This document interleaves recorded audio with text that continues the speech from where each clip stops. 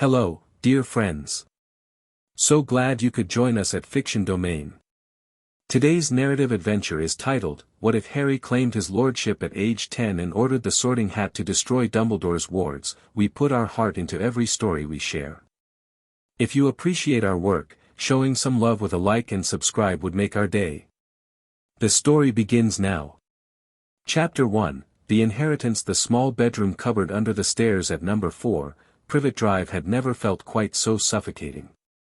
Harry Potter lay on his threadbare mattress, staring at the underside of the staircase, counting the spiders that made their homes in the corners of his cramped living space. Tomorrow was his 10th birthday, not that it mattered much. The Dursleys had never celebrated it, and Harry had learned long ago not to expect anything. A particularly bold spider dangled just above his nose, and Harry watched it with mild interest.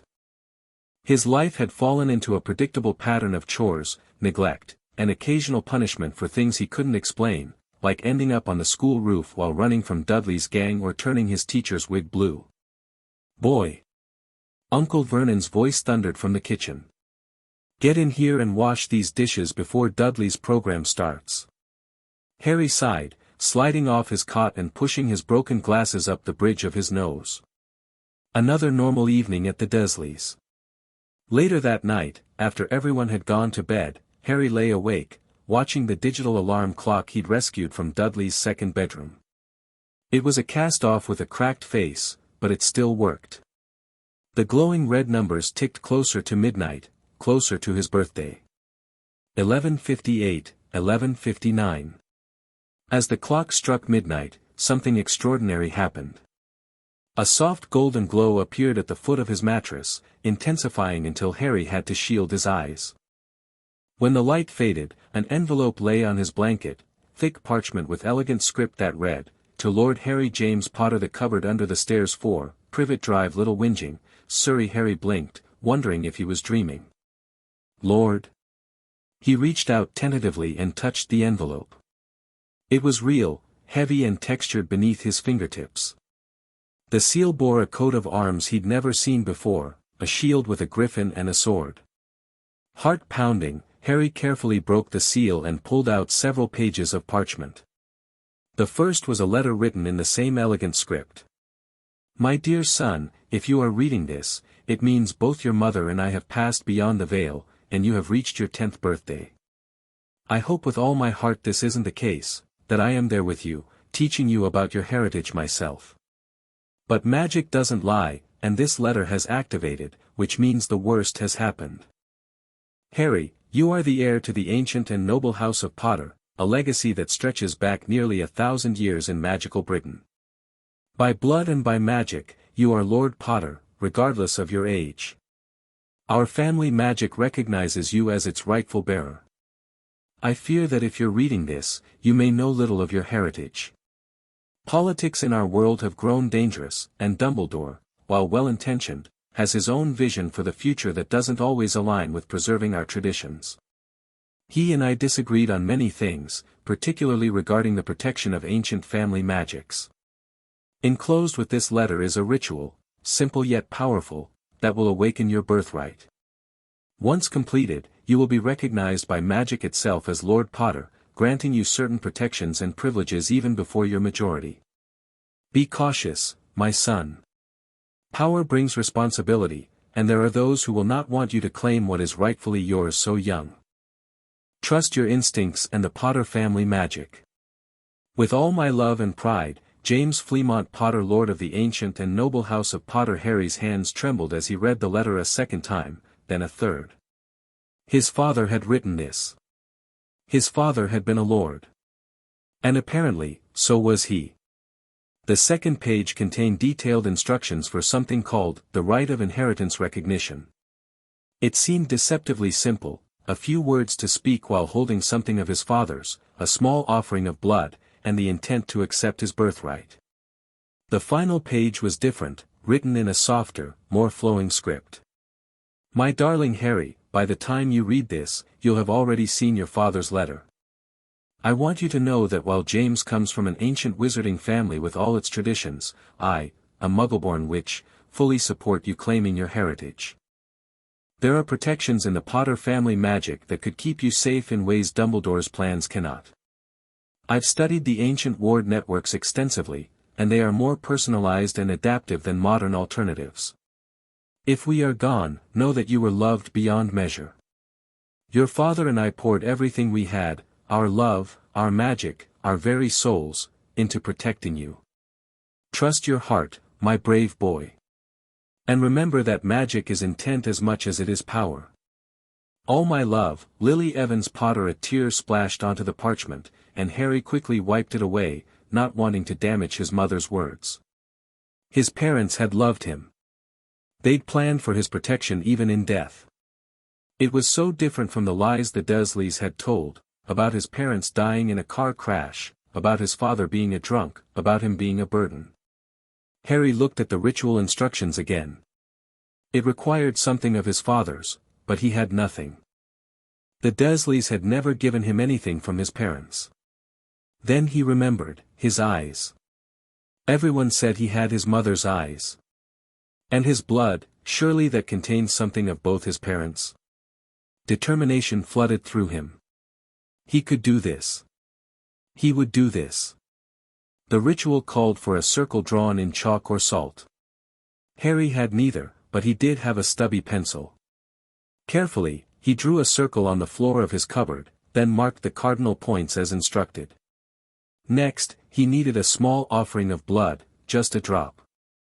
Harry hesitated only briefly before pricking his finger on a loose nail that protruded from one of the cupboard walls. A bead of crimson welled up, and he let it fall onto the northern point of his makeshift circle.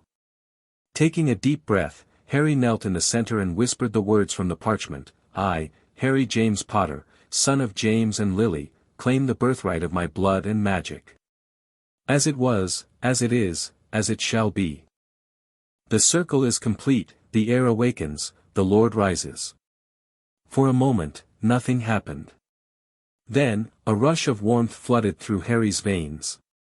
The drop of blood at the north point of his circle began to glow, the light spreading along the pencil line until the entire circle blazed with golden light. The magic rose up around him like a whirlwind, and Harry felt something inside him respond, unfurling like a flower blooming after a long winter. Whispers filled his mind, echoes of voices he couldn't quite recognize but somehow knew belonged to his ancestors. The magic swirled tighter and tighter until it suddenly rushed into him, filling every cell of his body with vibrant energy. When it faded, Harry gasped for breath, feeling fundamentally changed. His senses seemed sharper, his mind clearer. Even without his glasses, he could see perfectly in the dim light of his cupboard. More importantly, he could feel a connection to something. A wellspring of power and knowledge that hadn't been accessible before. I am Lord Potter, he whispered, and the words resonated with truth. Harry gathered the letters and carefully folded them, tucking them under his mattress. Dawn was approaching, and with it would come a new day, his first as Lord Potter. He needed rest, needed to process everything that had happened. As he drifted to sleep, Harry didn't notice the faint golden glow that emanated from his skin, nor the way the spiders in his cupboard retreated to the furthest corners, sensing the awakened power of their small roommate. Petunia Dursley shrieked when she opened the cupboard the next morning. Harry stood there, fully dressed, but somehow, different. His normally perpetually messy hair seemed to have settled into something more deliberate, and his green eyes gleamed with an intensity that reminded her painfully of her sister. But most disturbingly, the boy stood straight, shoulders back, with none of the cowering posture she was accustomed to. Good morning, Aunt Petunia, Harry said calmly. Don't just stand there gawking. Get breakfast started before Vernon comes down, she snapped, unsettled by the change in her nephew. Harry nodded and moved toward the kitchen, but his movements had a new grace to them. Petunia watched him suspiciously as he began preparing breakfast with practiced efficiency. Vernon and Dudley thundered down the stairs minutes later, both immediately demanding food. Harry served them without comment, then put a modest portion on a plate for himself and sat at the table. Vernon's face purpled. What do you think you're doing, boy? Eating breakfast, Harry replied simply, meeting his uncle's gaze without flinching. At the table? Like you belong here. Vernon spluttered. I do belong here. This is where I live, isn't it? Harry's voice remained calm, but there was a steely undertone that made Vernon pause. Now see here, Vernon began, but stopped abruptly when the light bulb above the table flickered. What was that? What was what, Vernon? Petunia asked nervously, her eyes darting to Harry. Nothing, Vernon muttered, turning back to his eggs but keeping a wary eye on his nephew. Harry ate methodically, his mind racing. The family magic had awakened something in him, not just power, but knowledge. He could feel the wards around the house now, wards he hadn't known existed yesterday. They were there to monitor him, to contain certain aspects of his magic, and most disturbingly, to compel the Dursleys toward specific behaviors regarding him. No wonder they hated him so viscerally. Someone, Dumbledore, he presumed, had placed magic that amplified every negative feeling they had toward him, toward magic, toward anything abnormal. It didn't excuse their treatment of him, but it explained the irrationality of their hatred. Uncle Vernon, Harry said after finishing his breakfast, I'd like to speak with you and Aunt Petunia privately. Vernon looked ready to explode at the audacity, but something in Harry's demeanor gave him pause. Dudley, go watch your programs, he ordered. Once Dudley had waddled out, grumbling about missing the conversation, Vernon turned his full attention to Harry. What's this about, boy? And what's gotten into you today? Harry placed his hands flat on the table. I've learned some things about my parents and my heritage. Things you've kept from me. Petunia went pale. What nonsense are you talking about? I know I'm a wizard, Aunt Petunia. Just like my mother was a witch. Just like you knew all along. Harry's voice was quiet but firm.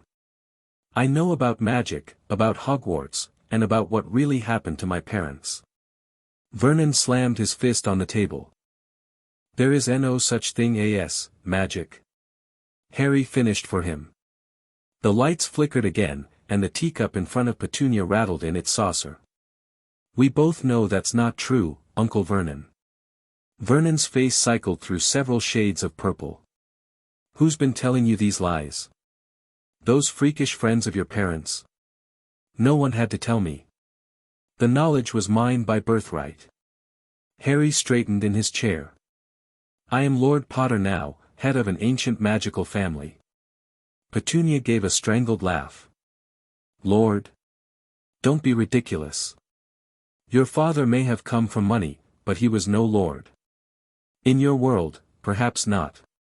In the magical world, the Potter family holds a hereditary lordship dating back centuries. Harry could feel the truth of his words resonating with his newly awakened magic. And as of last night, I have claimed that birthright. Vernon stood up so quickly his chair toppled backward. I will not have this abnormality in my house, he roared. Harry remained seated, unfazed. You've had it for nearly 9 years, Uncle. The difference is that now I understand it. He looked directly at his aunt. I also understand what was done to you, to all of you. Petunia's expression flickered with uncertainty. What are you talking about? The wards around this house weren't just placed to protect me.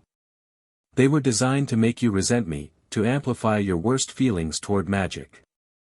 Harry spoke gently, surprising himself with the compassion he felt. You never had a chance to see me as anything but a burden, Aunt Petunia. That was by design. Nonsense, Petunia whispered, but her certainty seemed to waver. Dumbledore, Harry continued, the name bitter on his tongue. He placed compulsion charms on this house. I can feel them now, they're like cobwebs, clinging to everything. Pushing you to keep me downtrodden, ignorant of my heritage. Vernon's rage seemed to falter in the face of this information. Are you saying we've been bewitched? Made to treat you badly? His small eyes narrowed suspiciously. Not entirely, Harry admitted. Your dislike of magic was already there. The wards just inflamed it. Made it harder for you to see me as just a child. He looked around the kitchen, at the dozens of photos of Dudley that lined the walls, with not a single image of himself. Made it easier to think of me as a burden rather than family. A heavy silence fell over the kitchen. Vernon looked torn between his habitual rage and a creeping doubt. Petunia's hands trembled slightly as she clutched her teacup. "I can remove them," Harry said finally. "The compulsion wards. Not the protection wards, those need to stay for now. But I can take away the magic that's been influencing your feelings." "You can do magic?" Petunia asked, her voice barely above a whisper. "But you're just a child." "I'm more than that now." Harry stood up, feeling the weight of his new title settle on his shoulders. "I'm Lord Potter. And family magic doesn't care about age." Vernon backed away slightly. "And what happens if these things are removed?" "What then?" "Then you make your own choices," Harry said simply. "You decide how you want to treat me, without magic pushing you one way or the other. We won't suddenly become a happy family, too much has happened for that. But maybe we can at least be civil." Petunia and Vernon exchanged glances, an entire conversation passing between them silently. "Do it," Petunia said finally, her voice stronger than before. "Take them off." Harry nodded and closed his eyes, reaching out with his newly awakened senses toward the magical constructs he could now perceive. The compulsion wards were like sticky threads woven into the very walls of the house, connected to darker, heavier wards that monitored his movements and magical outbursts. Drawing on the Potter family magic that now flowed through his veins, Harry mentally grasped the compulsion threads and began to unravel them, careful not to disturb the protective wards. It was delicate work, guided more by instinct than conscious knowledge, but the family magic seemed to know what to do. One by one, the compulsion threads snapped and dissolved. Harry could feel the difference immediately, a heaviness lifting from the house, like a window being opened in a stuffy room. When he opened his eyes, both Petunia and Vernon were blinking rapidly, expressions of confusion crossing their faces. That's done then?" Vernon asked gruffly. "Yes," Harry confirmed. "You're free of that influence now." Petunia pressed her fingertips to her temples. "I feel different. Clearer somehow." "It doesn't excuse what's happened," Harry said quietly. "But it explains some of it."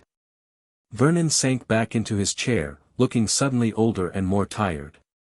"What happens now, boy, Harry?" "I need to prepare for Hogwarts. I'll be going when I turn 11, but there's much I need to learn before then." Harry straightened his shoulders. "I'd like to move into the smallest bedroom. Not because I'm demanding special treatment, but because I need space to study, to learn about my heritage." To his surprise, neither Dursley objected. "Fine," Vernon said after a moment. "But no funny business. Magic or whatever you call it. Not where the neighbors might see." "Agreed," Harry said, extending his hand formally.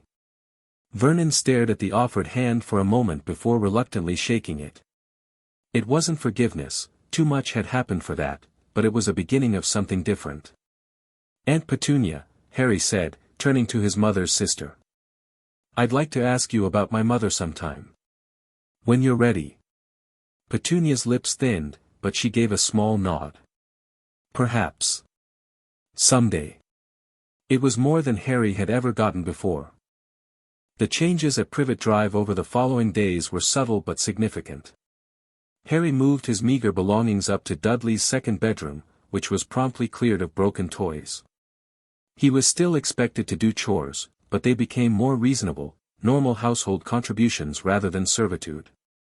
Dudley, confused by his parents' suddenly moderated treatment of his cousin, tested boundaries by attempting to continue Harry hunting with his gang. To everyone's surprise, Vernon put a stop to it with a stern lecture about bullying that left Dudley gaping like a fish. A week after his birthday, Harry approached his aunt while she was gardening, one of the few activities where Petunia seemed genuinely at peace. "Aunt Petunia, I need to visit Diagon Alley," he said without preamble. Her pruning shears paused mid-snip. That's the wizard's shopping place, isn't it? She asked, not looking at him. Yes. I need to go to Gringotts, the wizarding bank. Now that I've claimed my lordship, I should have access to the Potter vaults. Harry knelt beside her, picking up a trowel and beginning to dig small holes for the bedding plants. I'd also like to buy some books on wizarding customs and law. I need to understand what being Lord Potter actually means. Petunia snipped another deadhead off her roses with perhaps more force than necessary. And how do you propose to get there? It's in London somewhere, isn't it? Yes. I was hoping you or Uncle Vernon might drive me.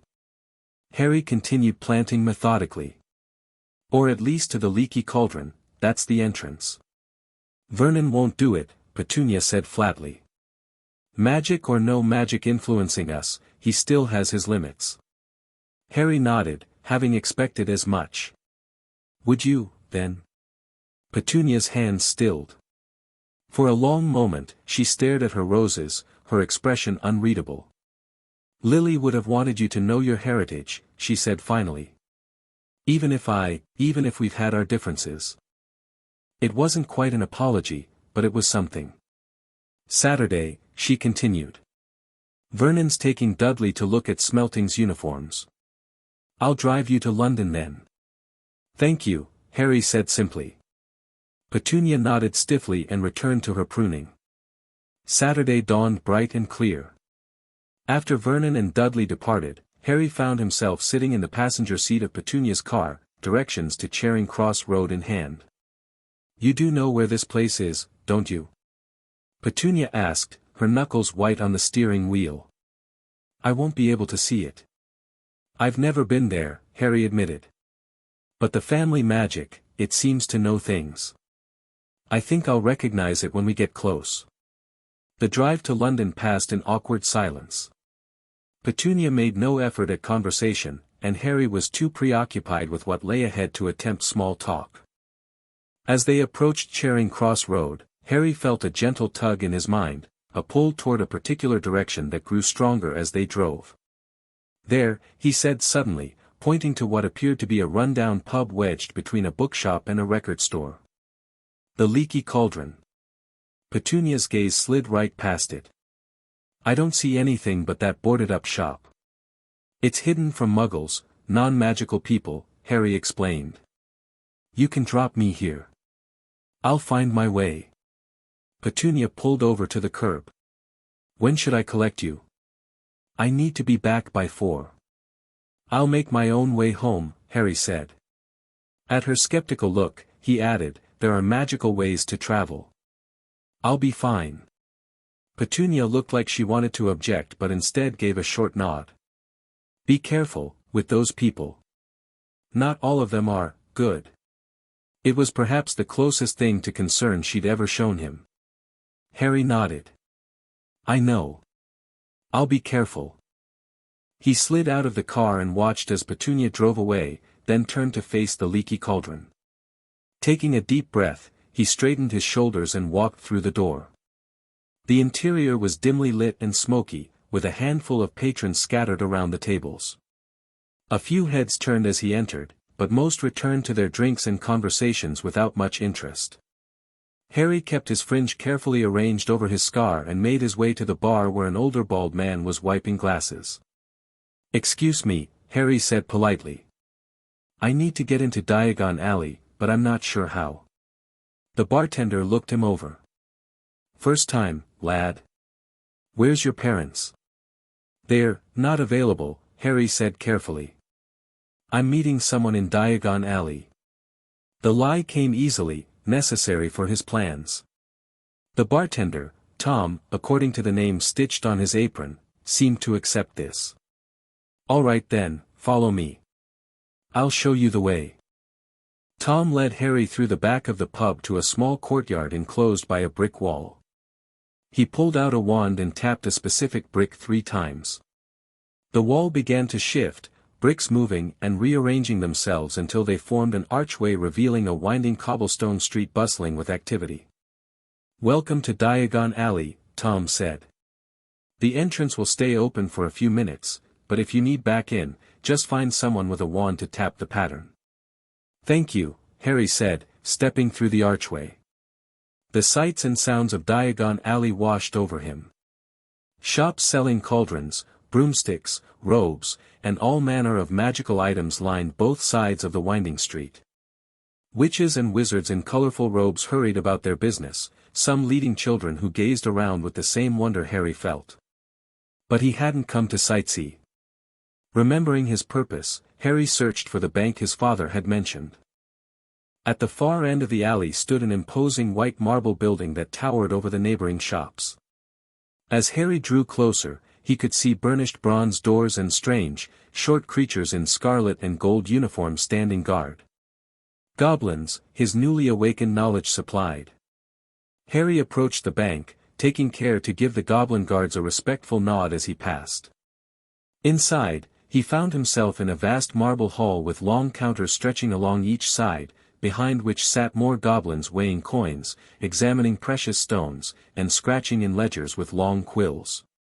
He approached the nearest available teller and waited to be acknowledged. Yes, the goblin said without looking up from his ledger. I wish to speak with someone about accessing the Potter family vaults, Harry said quietly but clearly. The goblin looked up sharply, his keen eyes taking in Harry's appearance. And you are? Harry James Potter, he replied, then added, feeling the rightness of the words, Lord of the ancient and noble house of Potter. The goblin's eyebrows rose fractionally. You claim the lordship. At your age? I have completed the rite of inheritance recognition, Harry confirmed. The family magic has acknowledged me. The goblin studied him intently for a long moment, then snapped his ledger closed. Wait here, Lord Potter, he said, the title delivered without a hint of mockery. He disappeared through a door behind the counter, returning several minutes later with an older goblin whose elaborate uniform suggested higher rank. I am Grip Hook, Potter family account manager, the new goblin announced. If you would follow me, Lord Potter, we have much to discuss. Harry followed Grip Hook through marble corridors to a richly appointed office. The walls were lined with ledgers and scrolls, and a heavy desk dominated the center of the room. Please, be seated, Grip Hook gestured to a chair across from the desk. Once Harry had settled himself, the goblin continued, you claim to have completed the rite of inheritance recognition. This is most unusual for one so young.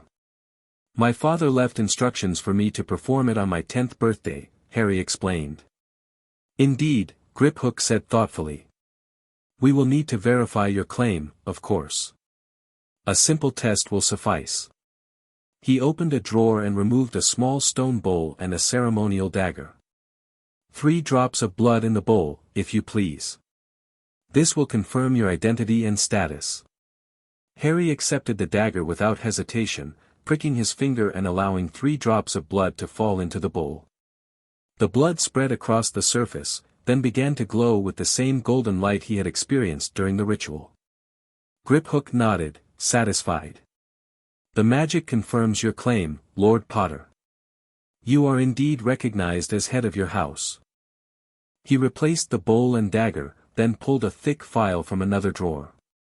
This changes certain matters regarding your accounts. What matters, specifically? Harry asked. As a recognized lord, you now have full access to your family vaults, not merely your trust vault. You may also review all transactions and investments made on your behalf since your parents' passing. Grip Hook opened the file. I must inform you that Albus Dumbledore, as your magical guardian, has had limited access to your accounts for the purpose of your maintenance. Harry's expression darkened. What exactly has he accessed? Only your trust vault, and the withdrawals have been modest, 1,000 galleons annually, transferred to a Muggle bank account in the name of Vernon and Petunia Dursley for your care and upkeep. Harry stared in disbelief. The Dursleys have been receiving money for my care. They've never spent a penny on me that wasn't absolutely necessary. They've always claimed I was a burden on their finances. Grip Hook's expression remained neutral, but his eyes glinted dangerously. Financial impropriety is a serious matter, Lord Potter. As you are now acknowledged as head of your house, you may audit these transactions and take appropriate action if fraud is determined. I'd like a complete accounting of all withdrawals made since my parents' deaths, Harry said firmly. And I want all future payments to the Dursleys stopped immediately. As you wish, Griphook made a notation in the file. What else would you like to address today? I need to know exactly what being Lord Potter entails, Harry said. What responsibilities come with the title, what political power it holds, and what resources are at my disposal. Griphook nodded approvingly. A prudent approach.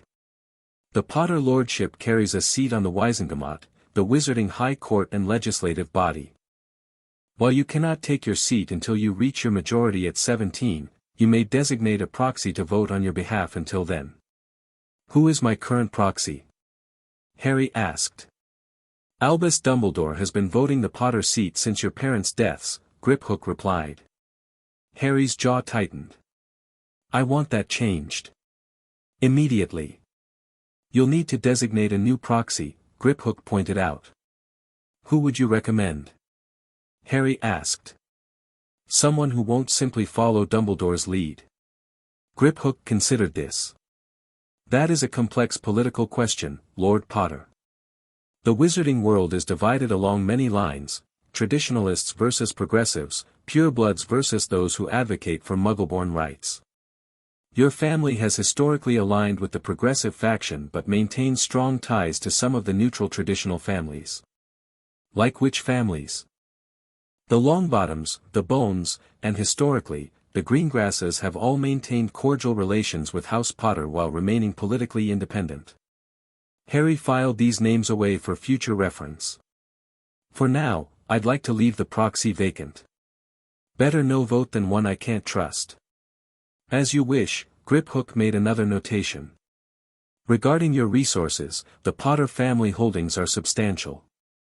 The main family vault contains approximately 12 million galleons in liquid assets, plus various properties, investments, and heirlooms. Harry felt momentarily dizzy at the sum. 12 million. The Potters are an old family that invested wisely, Griphook explained.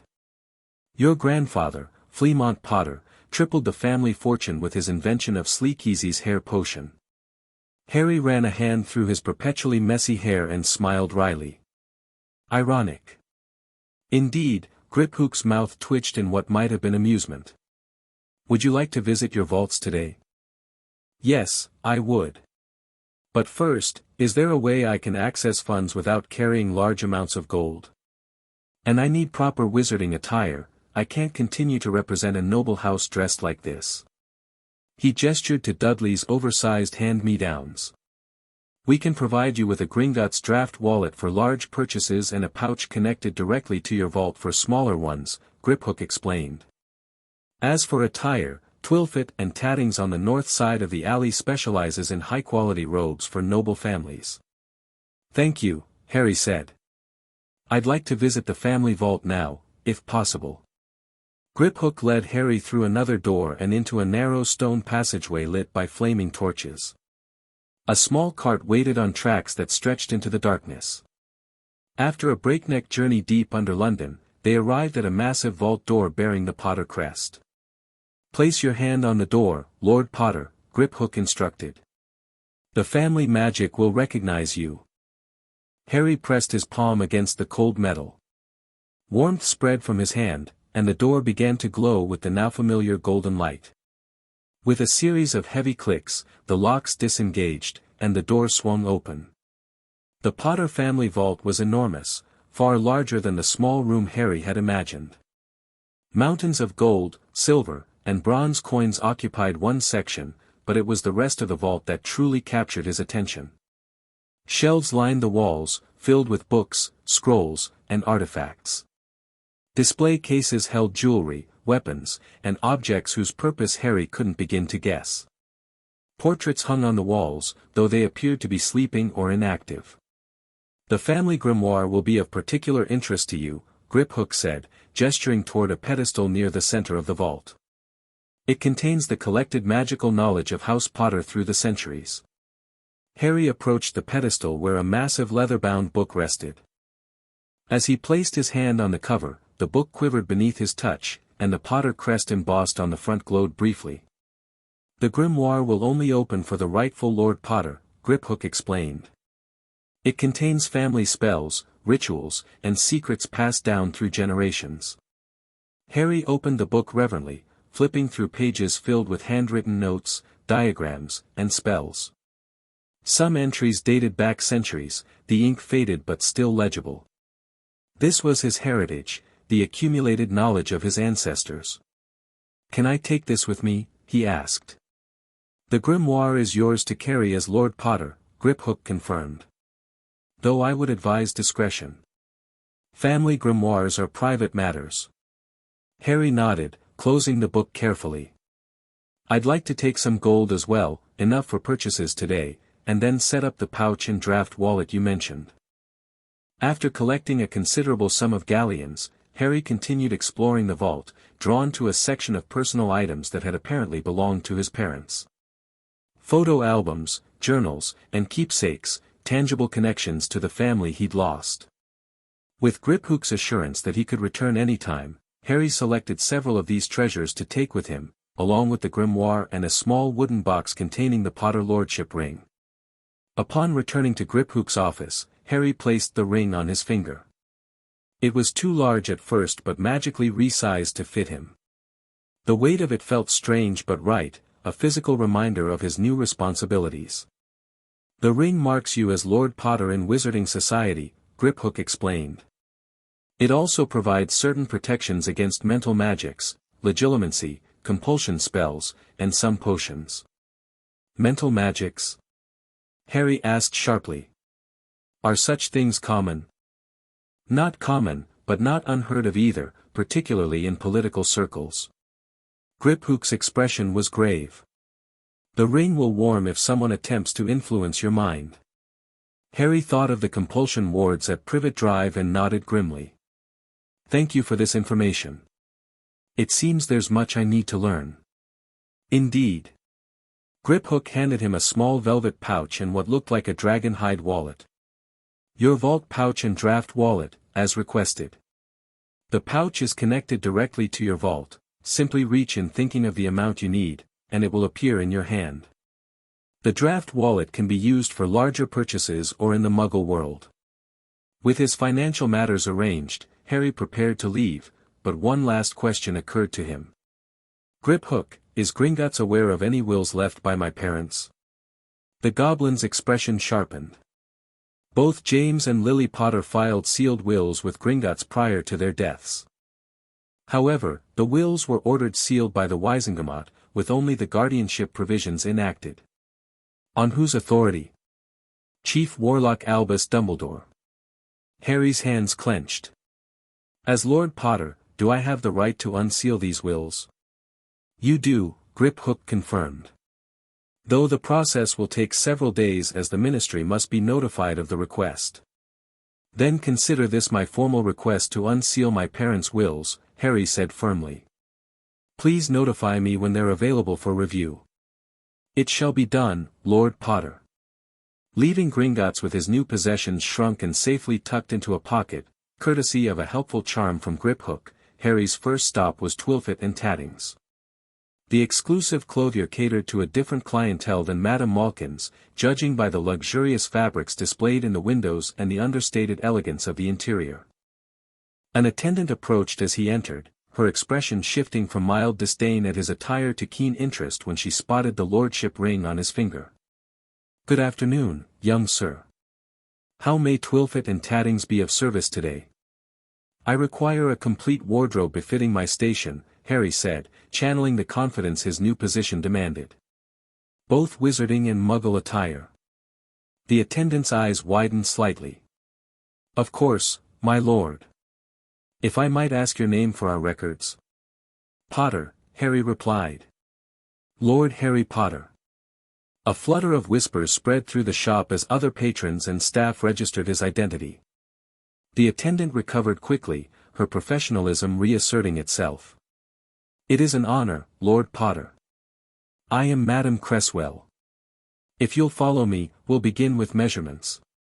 The next 2 hours were a whirlwind of fabrics, styles, and fittings. Harry selected everyday robes in various colors, formal robes for official functions, a set of dueling robes, at Madame Cresswell's insistence that a young lord must be prepared for all occasions, and quality Muggle attire. The bill was substantial, but Harry signed the draft without blinking, arranging for most items to be delivered to Privet Drive with a few basics to wear immediately. Next, he visited Flourish and Blott's, purchasing a stack of books on wizarding law, customs, history, and politics. The shopkeeper raised an eyebrow at his selections but made no comment beyond offering to shrink the packages for easier carrying. His last planned stop was Ollivander's, but as he passed Quality Quidditch Supplies, a display caught his eye, not the broomstick that had attracted a crowd of young wizards, but a section of communication mirrors. The accompanying sign proclaimed them perfect for instant communication between family members, no matter the distance. Harry entered the shop and purchased a set of 3, thinking they might prove useful in the coming months. Finally, he arrived at Ollivander's, the narrow wand shop with peeling gold letters over the door. A bell tinkled softly as he entered the dusty, empty shop. Harry felt the hair on the back of his neck rise as the magic in the air prickled against his skin.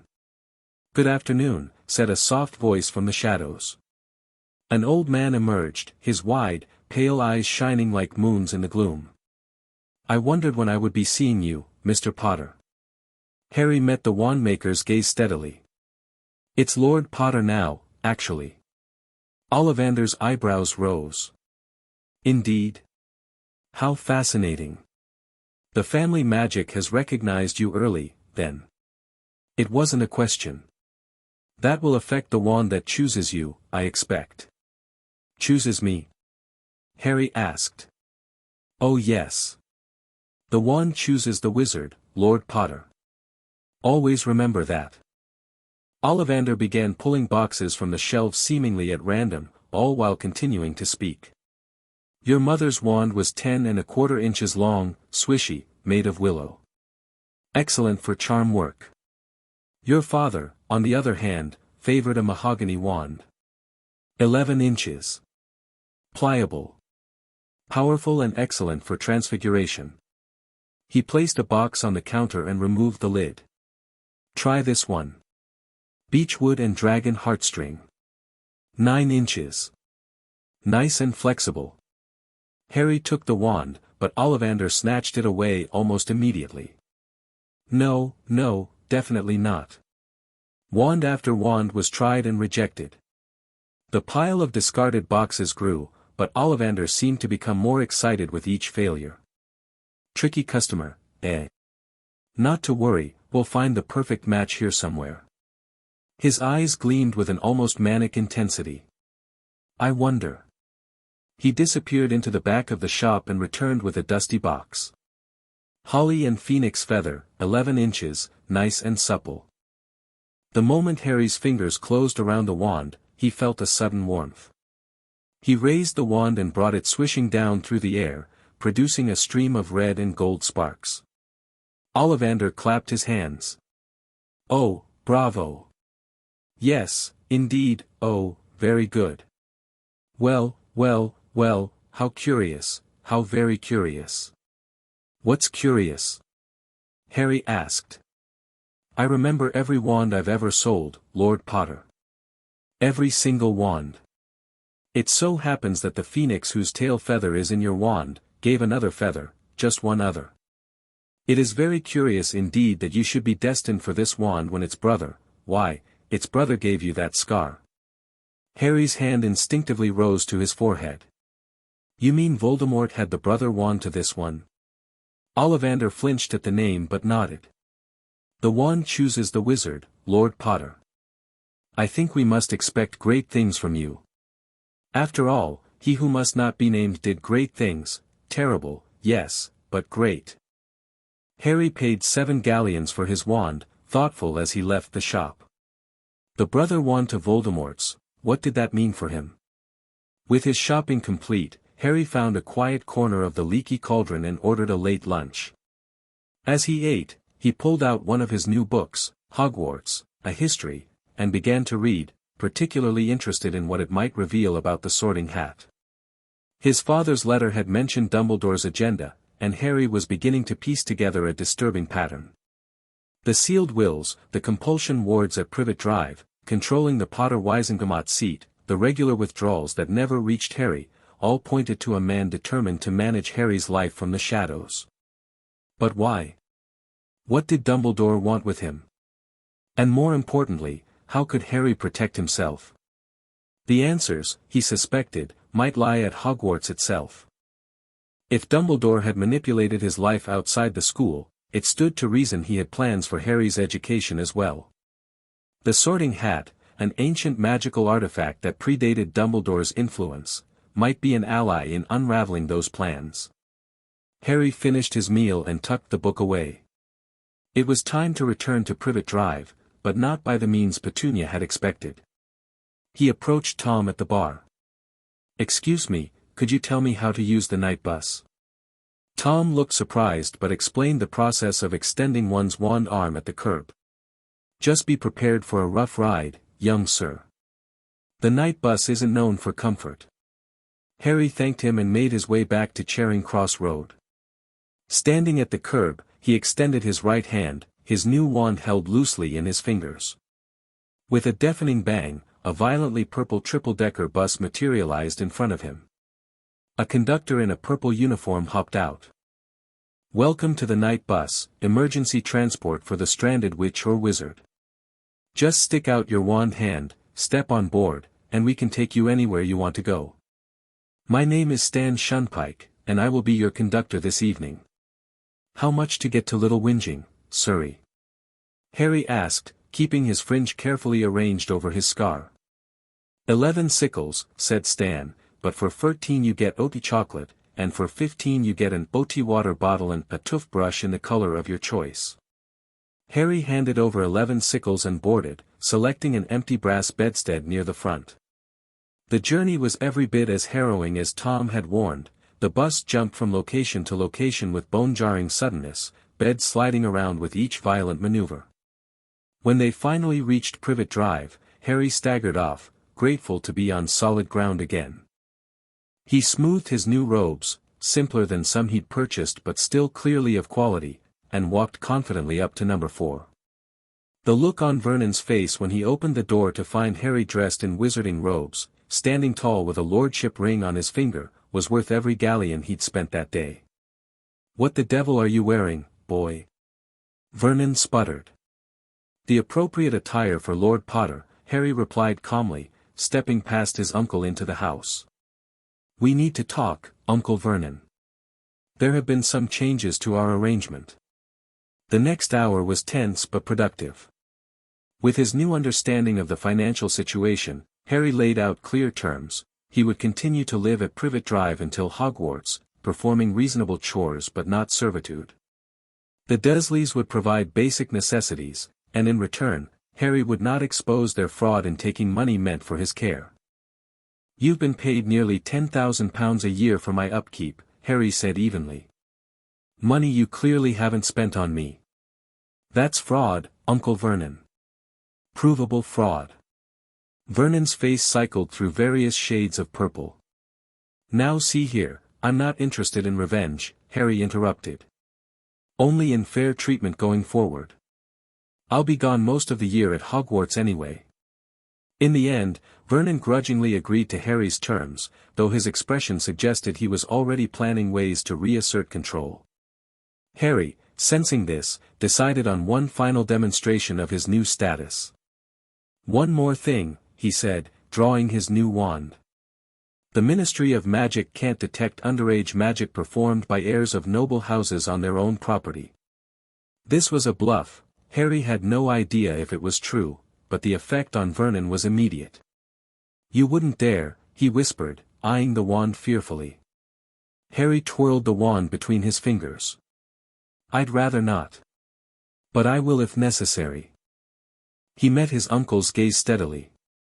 "We can coexist peacefully for the next year, Uncle Vernon. It's your choice how difficult that period will be." With that, he turned and climbed the stairs to his new bedroom, where he carefully unpacked his treasures from Diagon Alley. The Potter grimoire he placed reverently on his desk, the family photo albums beside it. His new clothes he hung in the previously empty wardrobe. Finally, he settled on his bed, a real bed, not a cot, and opened his parents' journals. His mother's neat handwriting filled page after page with observations on spell creation, potions innovations, and warding theory. His father's journal was more personal, chronicling his life from Hogwarts onwards. As night fell, Harry read by wandlight, absorbing the words of the parents he'd never known, feeling closer to them than ever before. Their knowledge, their magic, their legacy, all of it was his now. He was Lord Potter, heir to an ancient magical lineage, and Albus Dumbledore's careful plans for him were about to unravel. In just under a year, he would arrive at Hogwarts, and with the help of the Sorting Hat, he would begin dismantling the headmaster's influence for good. As he drifted off to sleep, the Potter family magic hummed contentedly in his veins, awakened and growing stronger with each passing day. Chapter 2, The arrival. Morning sunlight streamed through the bedroom window, catching dust motes that danced in the air as Harry Potter turned another page in his family grimoire. For the past 9 months, this had become his routine, rising before the Dursleys to study in the quiet hours of dawn. The bedroom that had once housed Dudley's broken toys now resembled a scholar's chamber, with books stacked in neat piles and parchment covered in Harry's increasingly elegant handwriting. He ran his finger down a complex diagram depicting ward structures, committing the pattern to memory.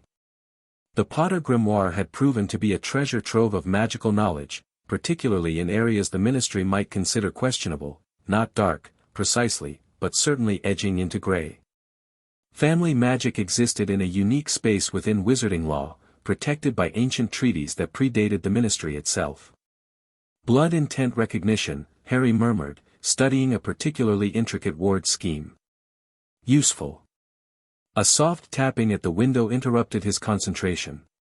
An owl perched on the sill, a letter clutched in its beak. Harry smiled, right on time. He opened the window, allowing the bird to hop inside. "Thank you," he said, taking the letter and offering the owl a treat from the small bowl he kept for such deliveries. The envelope bore the Hogwarts crest, his official acceptance letter had finally arrived. Though he'd known it was coming, holding the physical evidence of his place at the school sent a thrill through him. He broke the seal and unfolded the parchment inside.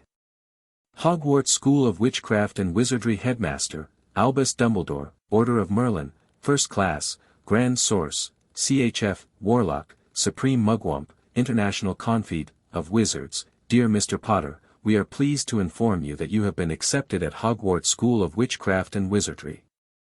Please find enclosed a list of all necessary books and equipment. Term begins on September 1st.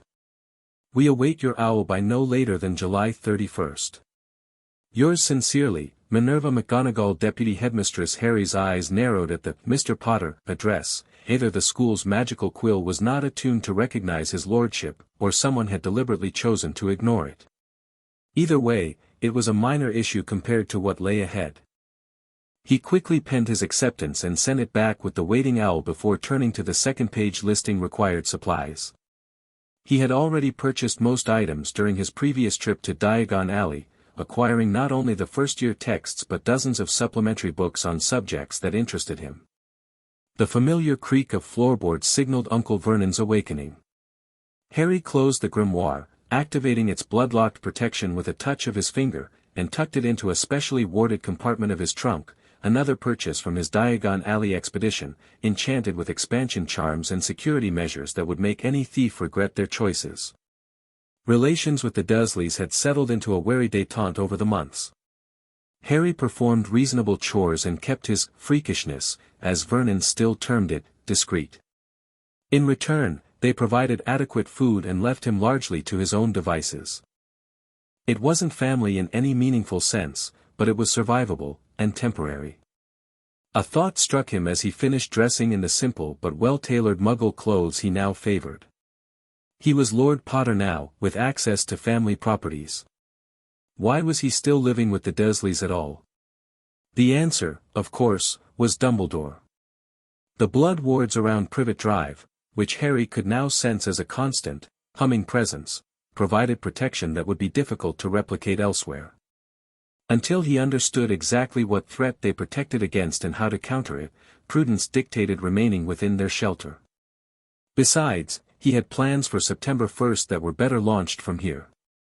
As July melted into August, Harry made one final trip to Diagon Alley, this time to visit his family's solicitor, a matter he'd arranged through correspondence.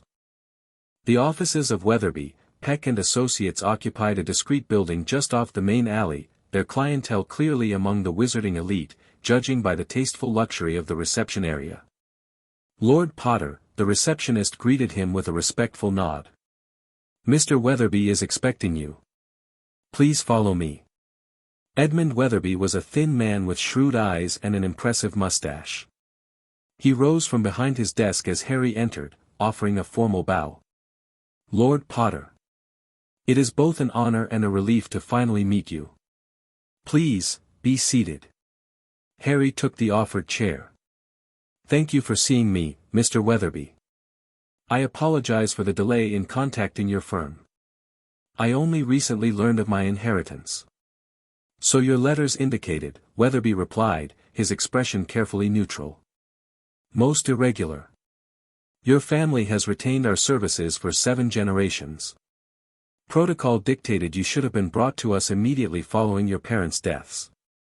There seem to have been many irregularities surrounding my placement and upbringing," Harry said dryly.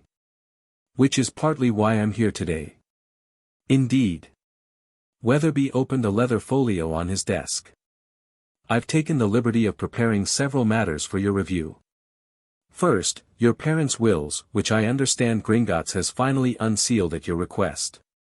Harry accepted the document, a familiar anger stirring as he scanned its contents.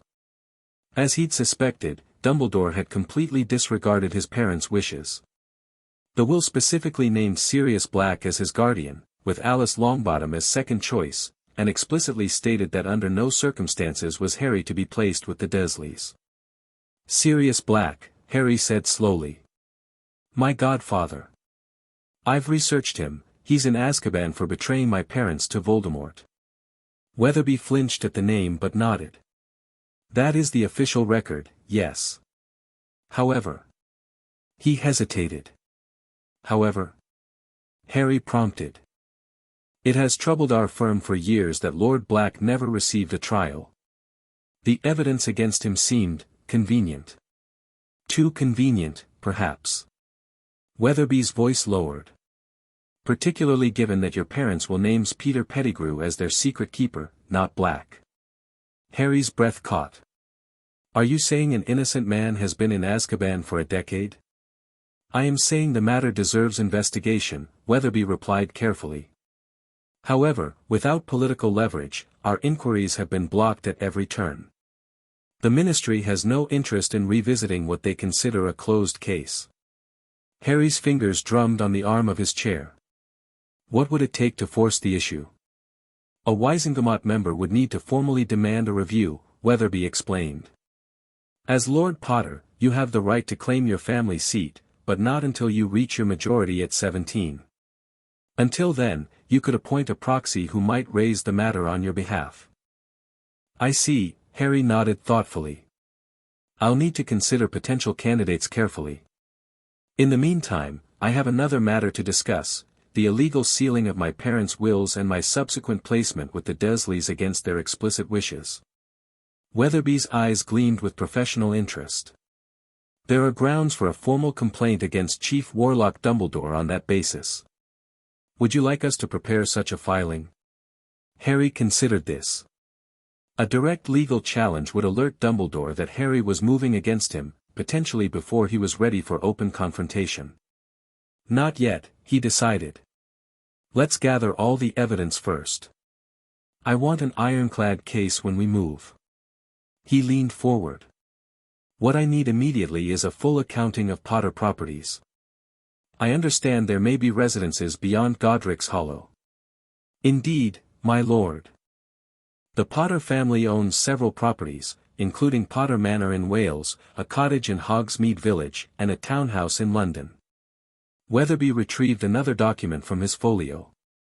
The manor has been under stasis charms since your grandparents' deaths from dragon pox shortly before your father married. It should be habitable with minimal preparation.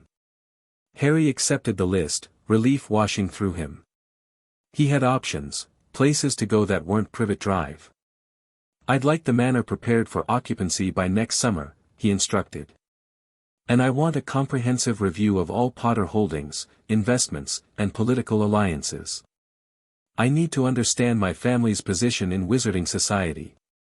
They spent the next hour reviewing various legal matters, with Harry authorizing several actions to reclaim control of assets that had drifted under others' influence during his minority. When they finished, Weatherby offered his hand. It's refreshing to see a young lord take such interest in his affairs, the solicitor said approvingly. Your father would be proud. Harry shook the offered hand firmly. Thank you, Mr. Weatherby. I look forward to a productive relationship. As he left the offices, Harry felt a weight lifting from his shoulders.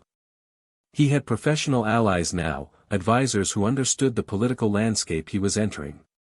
The pieces were falling into place for what would come next. September 1st dawned clear and crisp. Harry stood in a bedroom that had been his for just under a year, surveying it one last time to ensure he'd forgotten nothing. His trunk was packed, Hedwig's cage stood ready, the snowy owl had been a gift to himself on his 11th birthday, and his wand was secured in its holster on his wrist, another purchase he'd made after reading about the advantages of quick-draw techniques in dueling. He'd chosen his attire carefully for today, neither muggle clothes nor wizarding robes, but a hybrid style increasingly popular among younger magical families. Dark trousers and a crisp shirt under an open-fronted robe that resembled a tailored coat more than traditional wizarding wear. The Potter crest was subtly embroidered on the breast pocket, and his lordship ring gleamed on his finger. Appearance mattered in the wizarding world, he'd learned. First impressions doubly so. Boy! Are you coming or not? Vernon bellowed from downstairs. I haven't got all day. Harry smiled thinly. Vernon's impatience was born partly from eagerness to be rid of him for the school year, but also from discomfort at the agreement Harry had extracted. Vernon would drive him to King's Cross Station, help with his trunk, and behave civilly throughout, in exchange for Harry's silence regarding certain financial irregularities that might otherwise interest Her Majesty's revenue and customs. Coming, Uncle Vernon, Harry called, shrinking his trunk with a tap of his wand and tucking it into his pocket. Vernon's eyes bulged when Harry descended the stairs. What are you wearing? He demanded. You look like one of them. I am one of them, Harry replied mildly. And it's time I looked the part.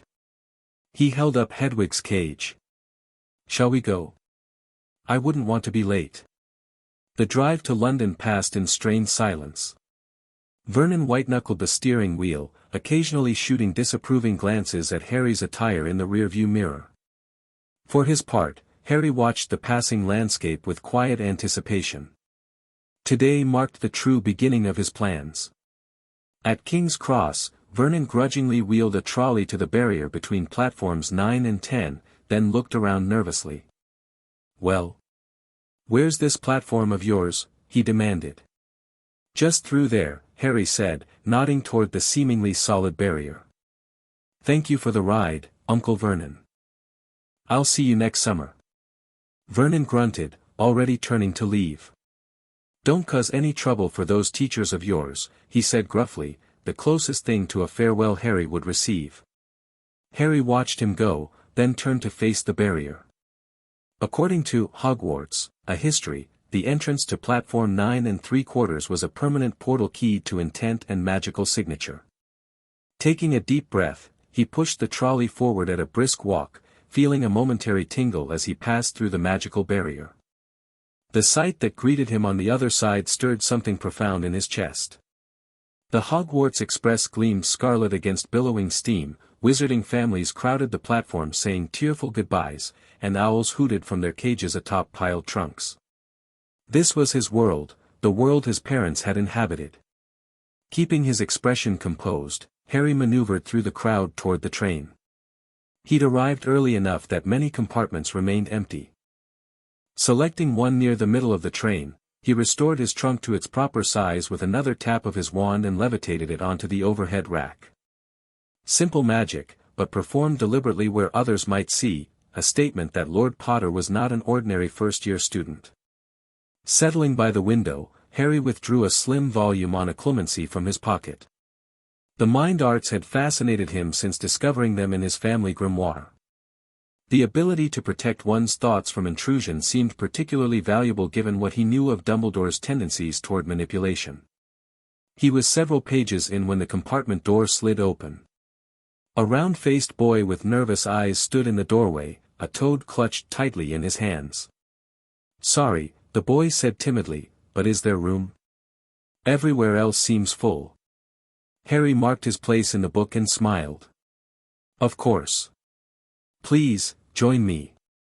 The boy entered, struggling somewhat with his trunk until Harry drew his wand.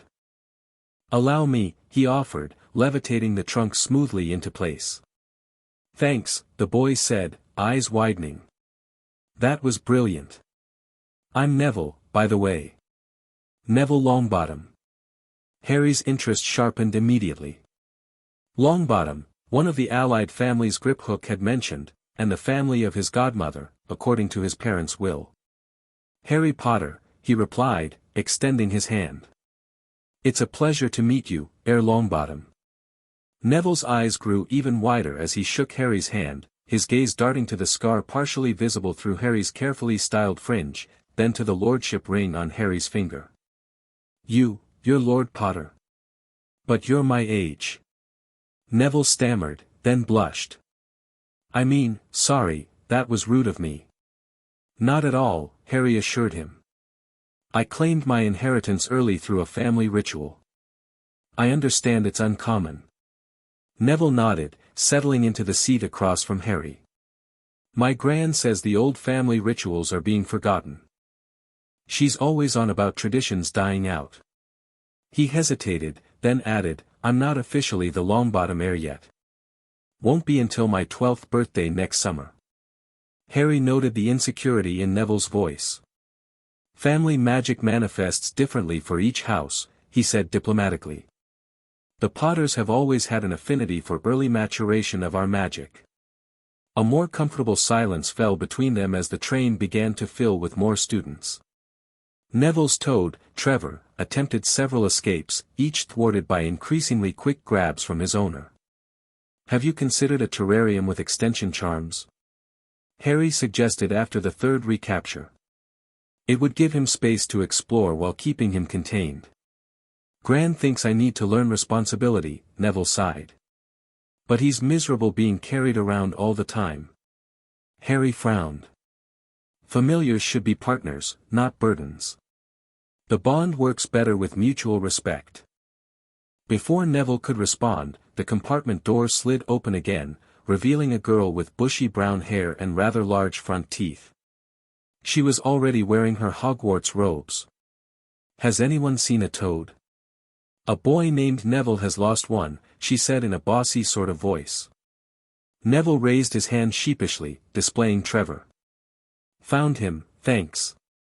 "Oh, good," the girl said, then, rather than leaving, invited herself in and sat down. "I'm Hermione Granger, by the way." "Who are you?" "Neville Longbottom." "Harry Potter." Hermione's eyes lit up. "Are you really?" "I know all about you, of course. I got a few extra books for background reading, and you're in modern magical history and the rise and fall of the dark arts and great wizarding events of the 20th century. All of which contain factual errors," Harry said mildly, watching her reaction. She blinked, momentarily derailed. "Errors? But they're published books." "Written by people who weren't present the night my parents died," Harry pointed out. "No one knows what actually happened except Voldemort, and he's not giving interviews." Both Neville and Hermione flinched at the name, though Hermione recovered quickly, her academic interest piqued. "What kind of errors?" she pressed.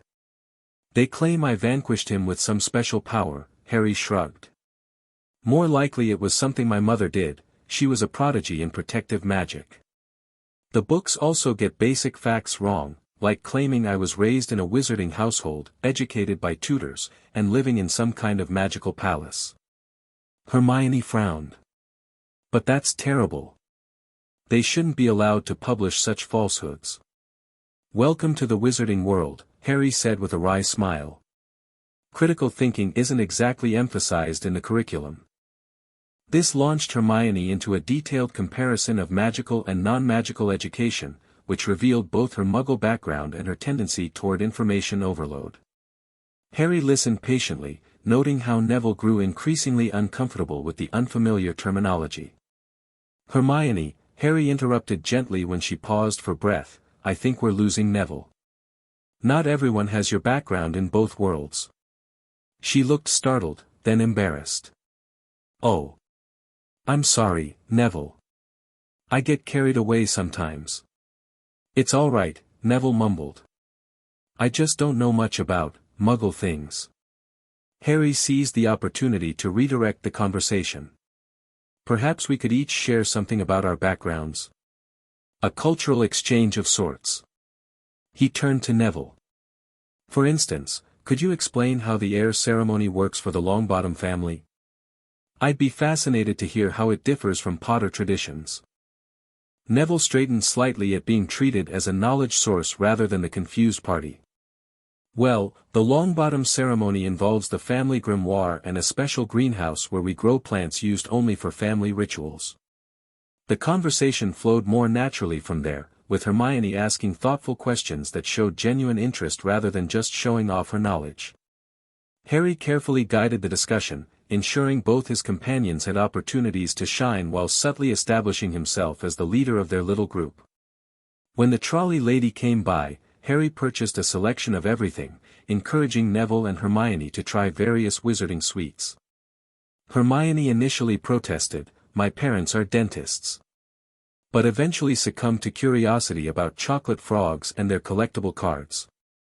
Dumbledore, she said, examining her card. So this is what he looks like. Harry accepted the card, studying the moving image of the headmaster with his twinkling eyes and long silver beard. Chief Warlock of the Wizengamot, Supreme Mugwump of the International Confederation of Wizards, he read aloud. The man certainly collects titles. Gran says he's the greatest wizard of our time, Neville offered. Perhaps, Harry said neutrally, handing the card back to Hermione. But even great men make mistakes. The compartment door slid open once more before either could respond to this cryptic statement. A pale boy with white blonde hair stood in the entrance, flanked by two larger boys with dull expressions.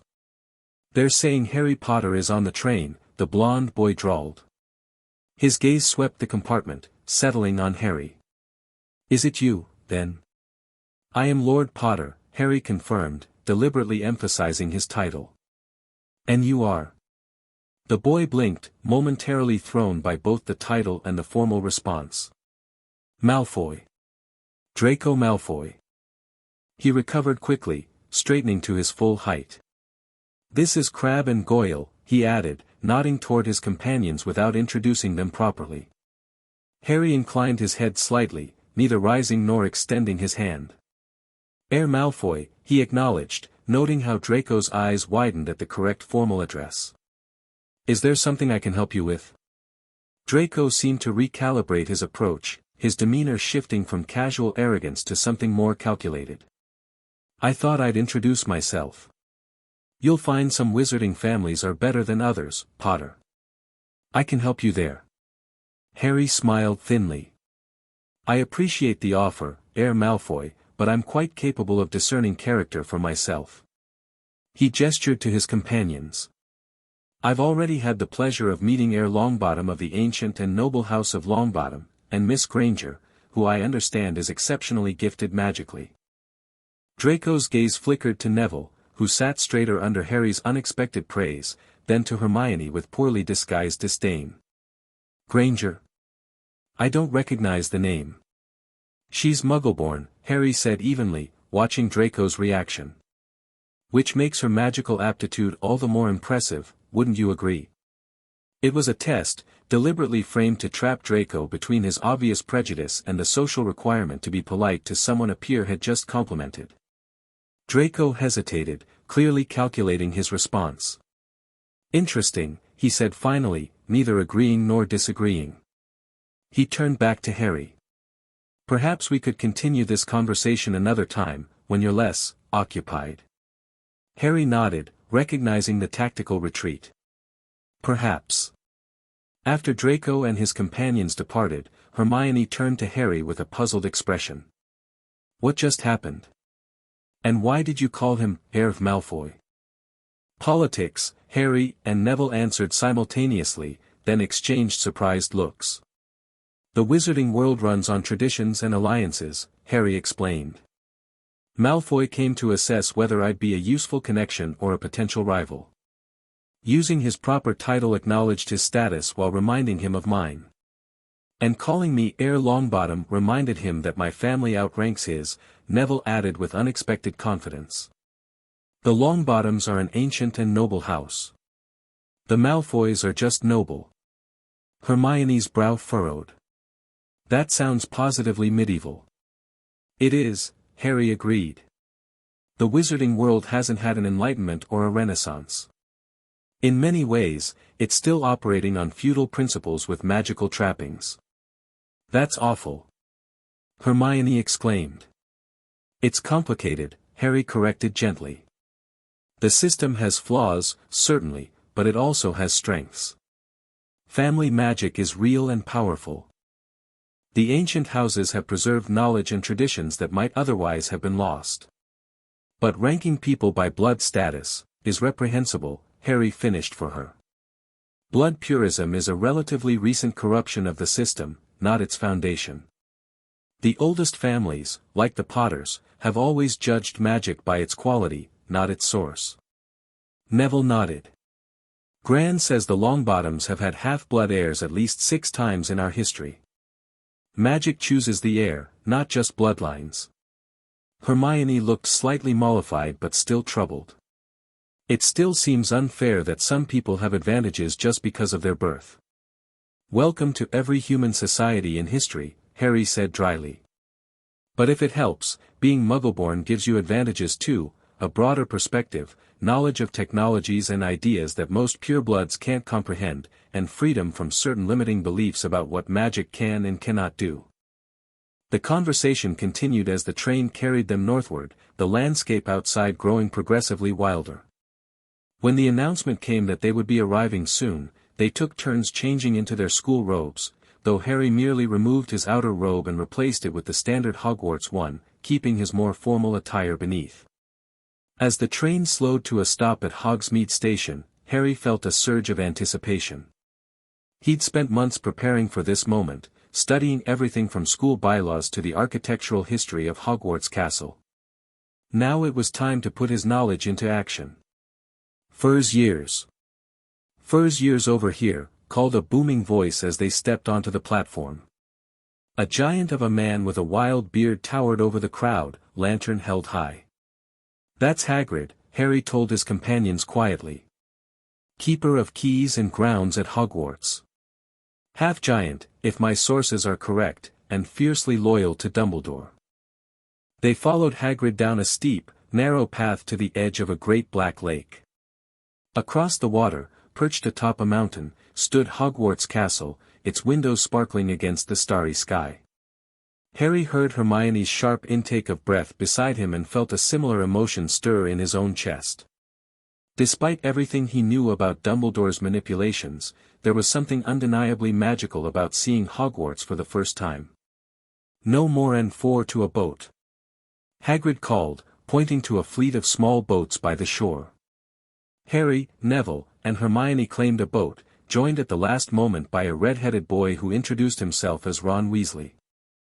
As they glided across the smooth surface of the lake, Harry extended his magical senses outward, feeling for the ancient protections he knew surrounded the castle.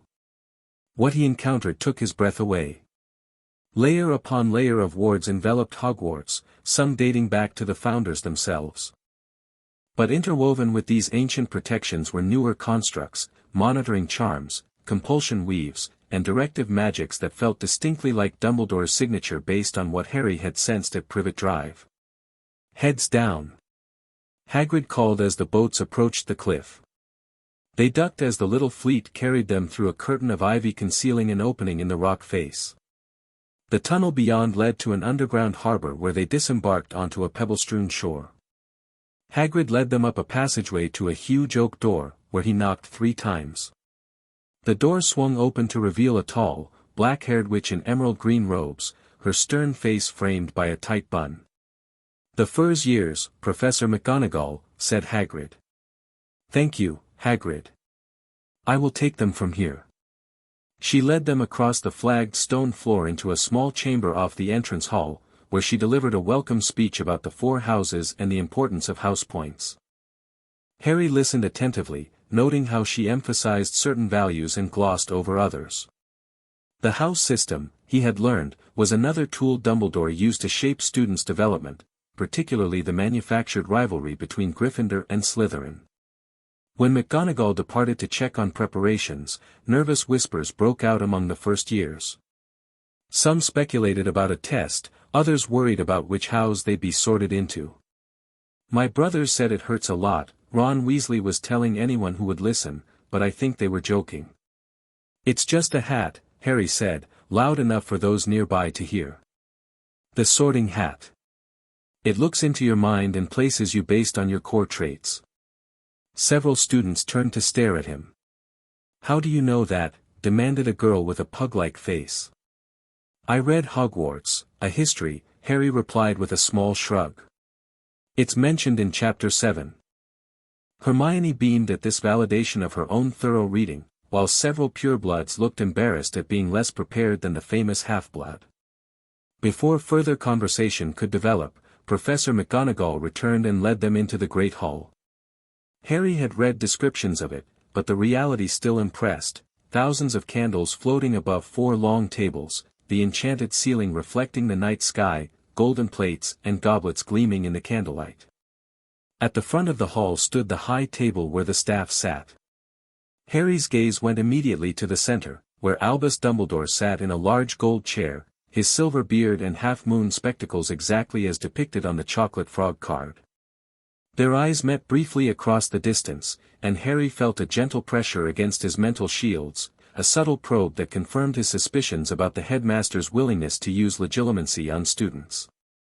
Harry maintained his composed expression, giving no indication he detected the intrusion, but inwardly his resolve strengthened. Dumbledore's casual violation of his mind only reinforced the necessity of what Harry planned to do. Professor McGonagall placed a 4-legged stool in front of the first years, and atop it, a pointed wizard's hat, patched, frayed, and extremely dirty. For a moment, there was complete silence. Then the hat twitched, a rip near the brim opened wide like a mouth, and it began to sing. Harry listened to the song with interest, noting how it described the 4 houses and their values. When it finished, the hall burst into applause, and Professor McGonagall stepped forward with a long roll of parchment. "When I call your name, you will put on the hat and sit on the stool to be sorted," she said. "Abbott, Hannah." A pink-faced girl with blonde pigtails stumbled out of line, put on the hat, and sat down. After a moment's pause, Hufflepuff, shouted the hat. The sorting continued alphabetically. Harry watched each student's expression as they sat beneath the hat, trying to gauge how the conversation with the magical artifact proceeded. Some were sorted almost instantly, others took longer. Hermione spent nearly a full minute before the hat declared her a Gryffindor, while Neville's sorting took even longer before he, too, was placed in Gryffindor, much to his obvious surprise. When Draco Malfoy was called, the hat had barely touched his head before declaring, Slytherin. The blonde boy swaggered to the green and silver table, looking pleased but not surprised. Finally, McGonagall called, Potter, Harry. Whispers erupted throughout the hall as Harry stepped forward, his posture straight and confident. Potter, did she say? The Harry Potter. Harry sat gracefully on the stool, noting McGonagall's slight widening of the eyes as she finally registered his lordship ring in formal attire beneath the school robes. Then the hat dropped over his eyes, and the great hall disappeared from view. "Well, well, well," said a small voice in his ear. "What have we here? A lord already, are you? How fascinating." "Good evening," Harry thought back. "I've been looking forward to meeting you." "Have you indeed?" The hat sounded amused. "Most first years are too nervous to engage in proper conversation. But you, Lord Potter, are not a typical first year, are you?" "I suspect not," Harry agreed. "I've claimed my heritage and begun to understand what that means." "Yes, I see that in your mind, along with some impressive shields for one so young. Family magic awakened, knowledge absorbed, plans developing." The hat's voice grew curious. "And I'm to play a role in those plans, am I?" "If you're willing," Harry thought. "You're one of the few magical artifacts at Hogwarts that predates Dumbledore's influence. I need your help." "Bold of you to assume I'd work against the headmaster," the hat remarked. "I'm not asking you to work against Dumbledore," Harry corrected. "I'm asking you to work for Hogwarts. There's a difference." The hat seemed to consider this. "Explain." "Dumbledore has layered the castle with wards and enchantments that go far beyond protection," Harry thought. "Monitoring charms, behavioral compulsions, magical suppressors tuned to specific signatures, mine, for instance. They interfere with Hogwarts' original magic and the Founder's intent for the school." "You can sense these?" the hat asked, sounding genuinely surprised. "The Potter family has a strong affinity for ward construction and analysis," Harry explained. "It's in our grimoire. When I claimed my lordship, that knowledge became accessible to me." The hat was silent for a long moment, during which Harry could feel it probing deeper into his mind, examining his intentions and the knowledge he'd gathered. "You are correct about the additional enchantments," it finally acknowledged. "Some have been added with the approval of the Board of Governors, but others were placed more covertly." "Can you help me remove them?" Harry asked. "Or at least the ones that directly affect students without their knowledge or consent." "I cannot actively destroy wards," the hat said. "But as a creation of all four founders, I have certain privileges within the castle's magic.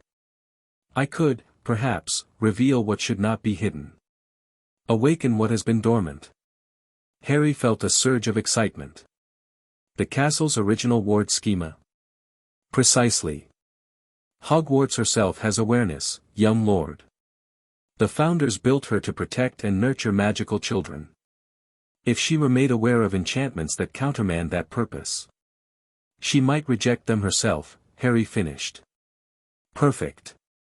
This is not without risk," the hat cautioned. "Magical backlash could be significant. And Dumbledore will know someone interfered." "Let him suspect," Harry thought grimly. "By the time he confirms anything, it will be too late." "Very well," the hat said after another pause. "I will help you, Lord Potter. Not for your sake, but for Hogwarts.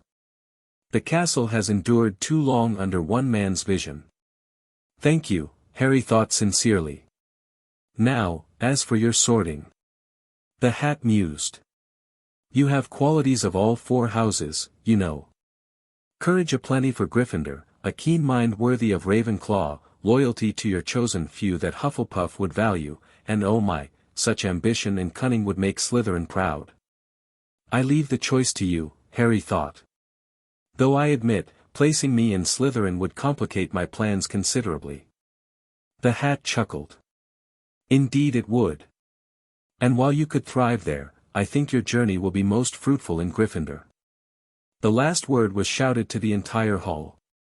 Harry removed the hat, giving it a slight nod of respect before making his way to the Gryffindor table, where the applause was thunderous. The Weasley twins were shouting, "We got Potter! We got Potter," while Percy Weasley stood to shake his hand formally. "Welcome to Gryffindor, Potter," Percy said pompously. "Thank you, Prefect Weasley," Harry replied with equal formality, noting the slight surprise and approval in Percy's eyes at being addressed by his title. Harry took a seat beside Neville, across from Hermione, who beamed at him. "I'm so glad you're with us," she said. "I was worried when the hat took so long with you." "We had a lot to discuss," Harry said simply. The sorting continued until Zabini, Blaze, became the final Slytherin, and Professor McGonagall rolled up her scroll and took the sorting hat away. Dumbledore rose to his feet, arms spread wide in welcome. "Welcome," he said, beaming at the students. "Welcome to a new year at Hogwarts. Before we begin our banquet, I would like to say a few words, nitwit. Blubber. Oddment. Tweak. Thank you." He sat back down to applause and cheers from most students. Harry simply watched the headmaster thoughtfully. "Is he a bit mad?" Hermione whispered uncertainly. "Mad like a fox," Harry murmured. "Everything he does is calculated, including appearing eccentric. It makes people underestimate him." Before Hermione could respond, the empty dishes before them suddenly filled with food: roast beef, roast chicken, pork chops, lamb chops, sausages, bacon, steak, potatoes in every form, vegetables, gravy, and more. As they ate, conversation flowed around the table. The older students were curious about the boy who lived, but Harry deftly deflected personal questions while engaging warmly on neutral topics. He observed the high table between bites, cataloging each professor and noting their interactions. "That's Professor Snape," Percy informed him, following his gaze to a hook-nosed man with greasy black hair. "Teaches potions, but everyone knows he's after the defense against the dark arts job. Knows an awful lot about the dark arts, Snape." Harry nodded thoughtfully. Severus Snape, his mother's childhood friend turned Death Eater turned spy, according to the journals he'd read. The man's relationship with his father had been toxic, but his feelings for Lily had apparently been complex. How that would translate to his treatment of their son remained to be seen. After dessert, Dumbledore rose again to give start-of-term notices.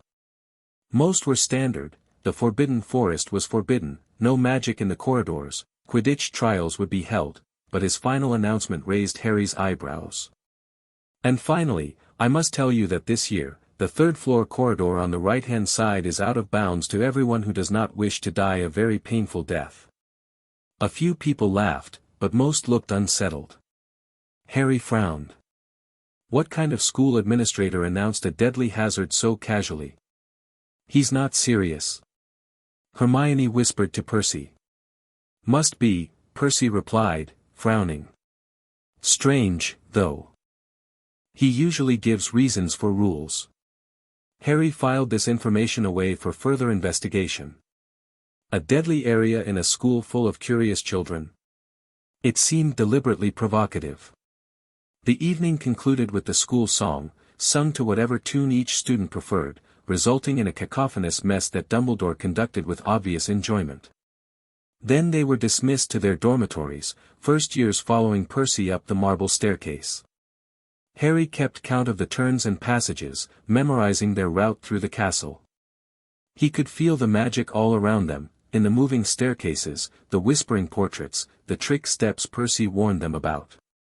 But beneath that surface layer of enchantment ran deeper currents of power, Hogwarts herself, as the Sorting Hat had called the castle's sentience. The entrance to Gryffindor Tower was concealed behind a portrait of a fat lady in a pink dress. "Password?" she asked. "Caput Draconis," Percy replied, and the portrait swung open to reveal a round hole in the wall. They scrambled through it into the Gryffindor Common Room, a cozy, circular room full of squashy armchairs, with a crackling fire warming the space.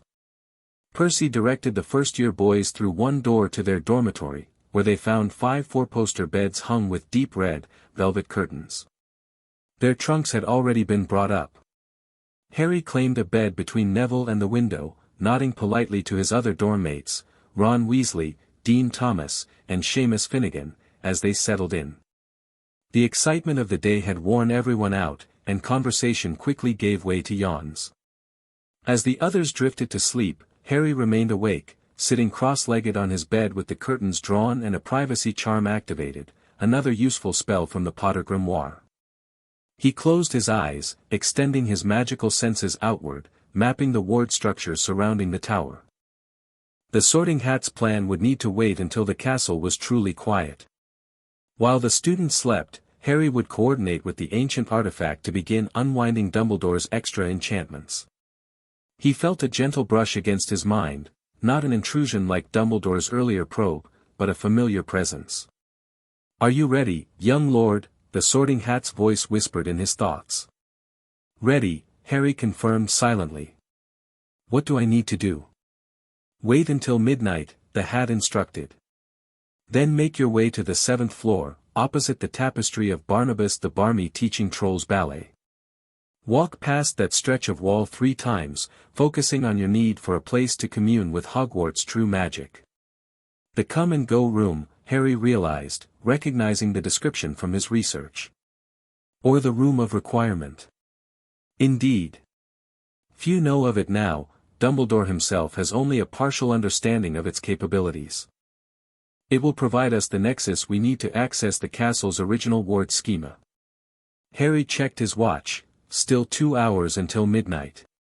He used the time to meditate, strengthening his mental shields and reviewing what he knew of ward dismantling. The Potter Grimoire had been explicit about the dangers of careless tampering with established ward networks. They needed precision, not brute force. When his watch showed 11:55, Harry slipped out of bed, already fully dressed.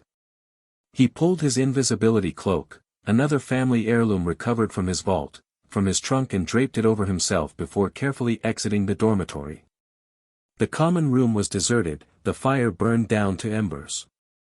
Harry crossed to the portrait hole and eased it open, earning a sleepy grumble from the fat lady as he slipped through.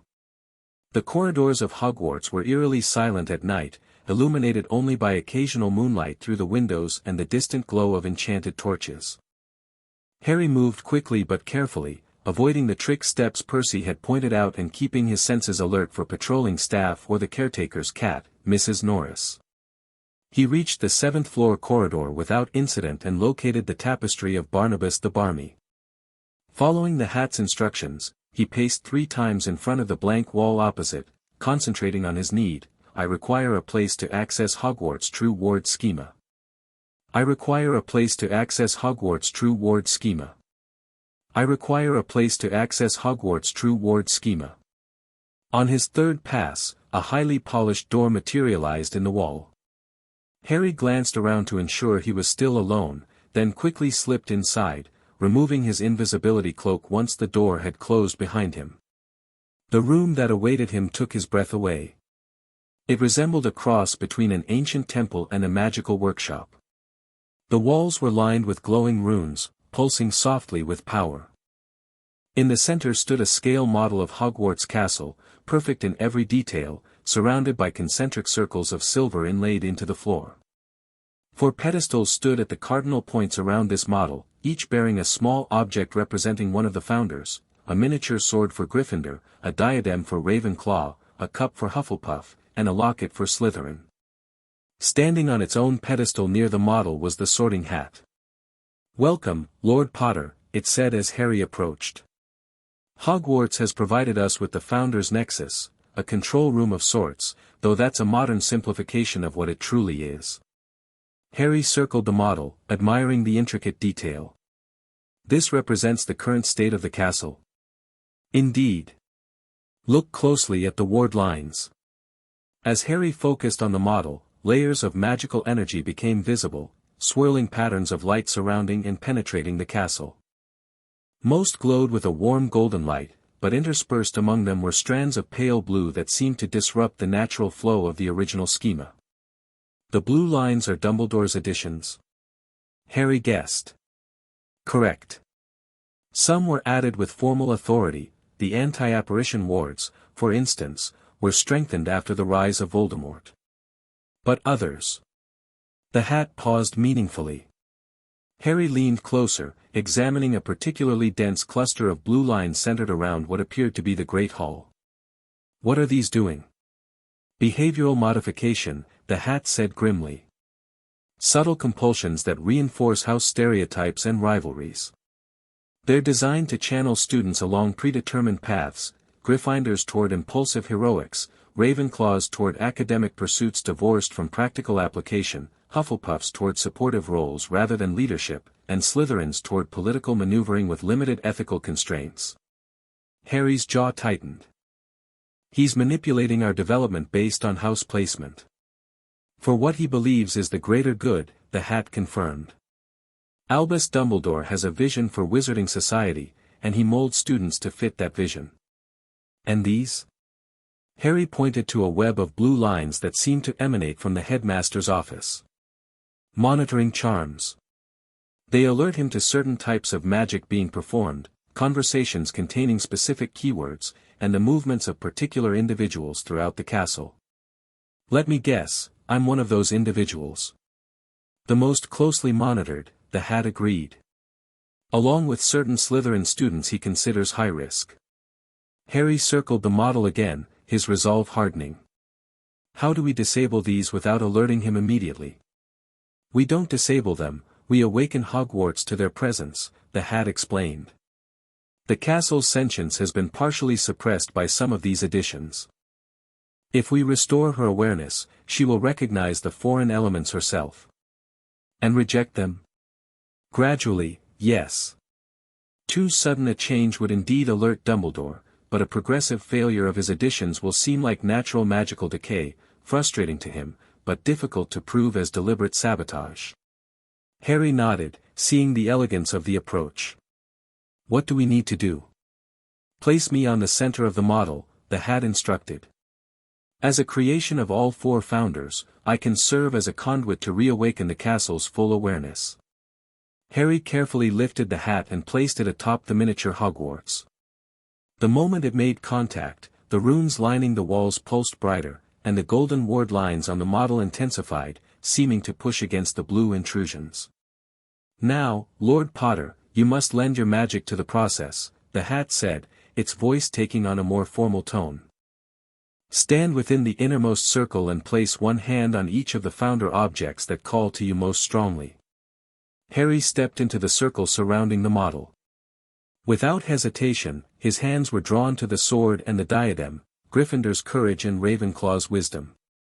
The moment he touched them, he felt a surge of magic course through him, raw power that made his lordship awakening seem like a candle beside a bonfire. Perfect, the hat murmured. Now repeat after me, Hogwarts Antiquus Exciter, Verum Schema Restituere. Harry repeated the Latin phrase, feeling each syllable resonate with the magic flowing through him. The golden ward lines brightened further, pulsing like a heartbeat. Again, with intent, the hat commanded. Hogwarts Antiquus Exciter, Verum Schema Restituere, Harry intoned, pouring his will into the words. A shockwave of golden light exploded outward from the model, washing over Harry and filling the room with brilliant illumination. For a brief moment, he felt connected to the castle itself, sensed its ancient awareness stirring, curious, then alarmed as it recognized the foreign elements embedded in its magic. The blue lines in the model began to flicker and dim, not disappearing entirely but weakening visibly. Harry maintained his contact with the founder objects, continuing to channel magic into the awakening process until the hat finally spoke again. Enough, Lord Potter. The first phase is complete. Harry released the objects, feeling suddenly drained but exhilarated. Did it work? It has begun, the hat corrected. Hogwarts is now aware of the unauthorized additions to her ward schema. She will begin systematically rejecting them, starting with those that most directly contradict her primary purpose, the protection and education of magical children. How long will the process take? Weeks, perhaps months, the hat said. Some of Dumbledore's additions are deeply integrated and will require careful extraction to avoid magical instability. But the most personally invasive monitoring charms should fail within days. Harry smiled, satisfaction warming his chest. And Dumbledore won't be able to simply replace them? He will try, the hat said, sounding amused. But now that Hogwarts is aware, she will resist. Each attempt will be more difficult than the last, requiring greater power and more obvious ritual work, actions that would raise questions from the staff and potentially the Board of Governors. Perfect. Harry picked up his invisibility cloak, preparing to return to the dormitory. Thank you for your help. Will we need to repeat this process? No. Now that the connection is established, I can maintain it through my regular placement in the headmaster's office. Simply wearing me once each year during the sorting ceremony will be sufficient to reinforce the awakening. Harry nodded, then paused. One last question, why help me? You've served under many headmasters, including Dumbledore, for decades. Why agree to undermine his work now? The Hat seemed to consider its answer carefully. I was created to serve Hogwarts and its students, not any individual headmaster. Dumbledore is a great wizard with noble intentions, but his vision has gradually narrowed with age and trauma. He sees threats everywhere and believes himself the only one capable of preparing the wizarding world to face them. The Hat's voice softened slightly. And then there is you, Lord Potter. A child he has manipulated since infancy, yet who has still developed remarkable agency and moral clarity. You remind me of what Hogwarts was meant to nurture, independent magical growth guided by principle rather than controlled for others' purposes. Harry absorbed this, feeling both heartened and sobered by the responsibility it implied. I'll try to be worthy of that trust, he said finally. See that you do, the Hat replied. Now go, before you're discovered. The castle's awakening may trigger certain alarms in the headmaster's office. Harry donned his invisibility cloak and slipped out of the room of requirement, finding the corridors still deserted.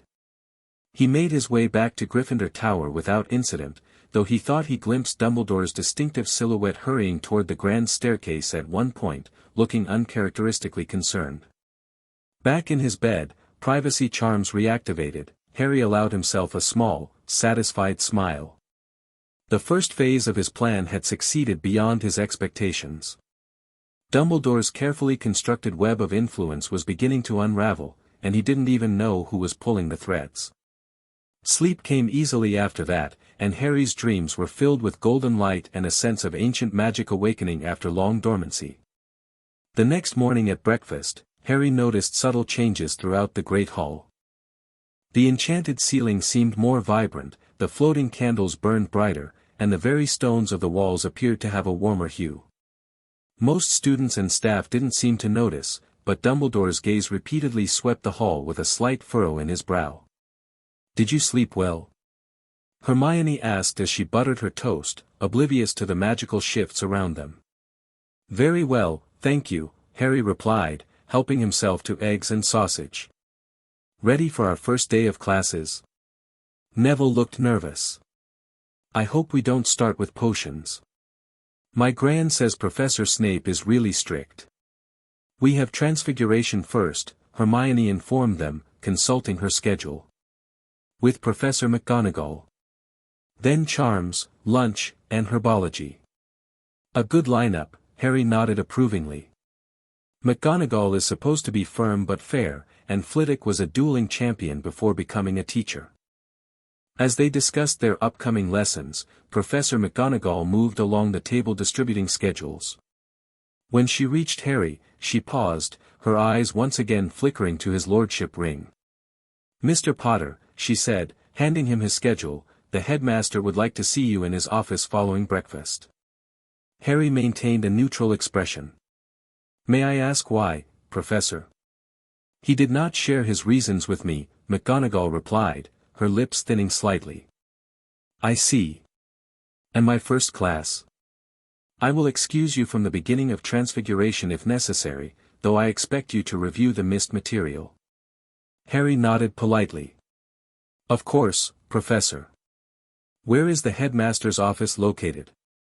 Behind the gargoyle on the second floor. The password is Chocolate Frog.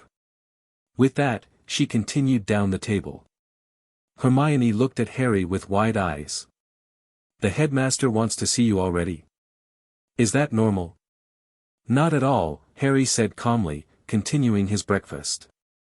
But I've been expecting it. You have? Neville asked, surprised. Harry smiled slightly. Dumbledore has taken an unusual interest in my life since my parents' deaths. I doubt that will change now that I'm at Hogwarts. He finished his meal unhurriedly, aware that Dumbledore was watching him from the high table. When most students began filing out to their first classes, Harry rose. "I'll meet you in Transfiguration," he told Neville and Hermione. "Save me a seat if you would." He made his way to the second floor, located the stone gargoyle, and spoke the password. The gargoyle leapt aside, revealing a spiral staircase that moved continuously upward like an escalator. Harry rode it to the top, where he found a gleaming oak door with a griffin-shaped brass knocker. Before he could use it, Dumbledore's voice called from within, "Enter, Harry." Harry took a deep breath, ensuring his mental shields were firmly in place, then opened the door. The headmaster's office was a circular room filled with delicate silver instruments that whirred and emitted puffs of smoke. Portraits of former headmasters and headmistresses dozed in their frames, while bookshelves lined the walls. Behind an enormous desk sat Albus Dumbledore, his fingers steepled beneath his chin, blue eyes twinkling behind half-moon spectacles. "Ah, Harry, thank you for coming. Please, take a seat." He gestured to a chair opposite his desk. "Good morning, Headmaster," Harry said politely, sitting with the practiced poise of a young lord. "Professor McGonagall said you wanted to see me." "Indeed I did," Dumbledore smiled benignly. "I wanted to welcome you personally to Hogwarts. Lemon drop?" He offered a small dish of yellow candies. "No, thank you," Harry declined smoothly. "I must say, you seem to be settling in remarkably well," Dumbledore continued, popping a candy into his own mouth. "Making friends already, I observe." "Hogwarts feels like home," Harry said, which was true enough. "Though I've only been here a day." "And your relatives?" "They're well, I trust." Harry's expression remained pleasant, though his eyes cooled slightly. "As well as can be expected, Headmaster." Dumbledore's bushy eyebrows rose fractionally at the non-answer. "I notice you're wearing a ring of some significance," he remarked, changing tack. "Might I inquire about it?" "It's the Potter Lordship ring," Harry said directly. "I claimed my inheritance on my 10th birthday through a family ritual my father left instructions for." This clearly caught Dumbledore by surprise, though he masked it quickly. "Most unusual for one so young to take up a family lordship," he said carefully. "Such rituals typically require a magical guardian's approval." "The Potter family magic recognized me as worthy," Harry countered. "It supersedes guardian approval requirements according to the Treaty of 1352 between the ancient houses and the Wizards' Council, predecessor to the Ministry." Dumbledore's eyes lost some of their twinkle. "You seem remarkably well informed about magical law, Harry." "I've had time to study my heritage, Headmaster. The Potter grimoire has been most instructive." "I see." Dumbledore leaned back slightly. "And may I ask how you came to access your family vault?" "Gringotts typically restricts underage wizards to their trust vaults. As recognized Lord Potter, I have full access to all Potter holdings," Harry explained. "The goblins acknowledge family magic even when wizards might question it." A brief silence fell as Dumbledore reassessed the boy before him. This was clearly not the malleable child he had expected to arrive at Hogwarts. "Harry," he finally said, his voice gentler, more grandfatherly, "I must express some concern about these developments. Taking on such responsibilities at your age, it's a heavy burden for young shoulders." "A burden my family magic deemed me ready to bear," Harry replied steadily. "And one that grants me certain protections I might otherwise lack." "Protections?" Dumbledore echoed, his tone still mild but his gaze sharpening. "Against those who might wish to control my life or magic without my consent," Harry said, meeting the headmaster's eyes. "The Potter ring shields against mental intrusions, for instance." Dumbledore's fingers stilled their rhythmic tapping on the desk. "Such protections are rarely needed at Hogwarts, Harry. You are quite safe here."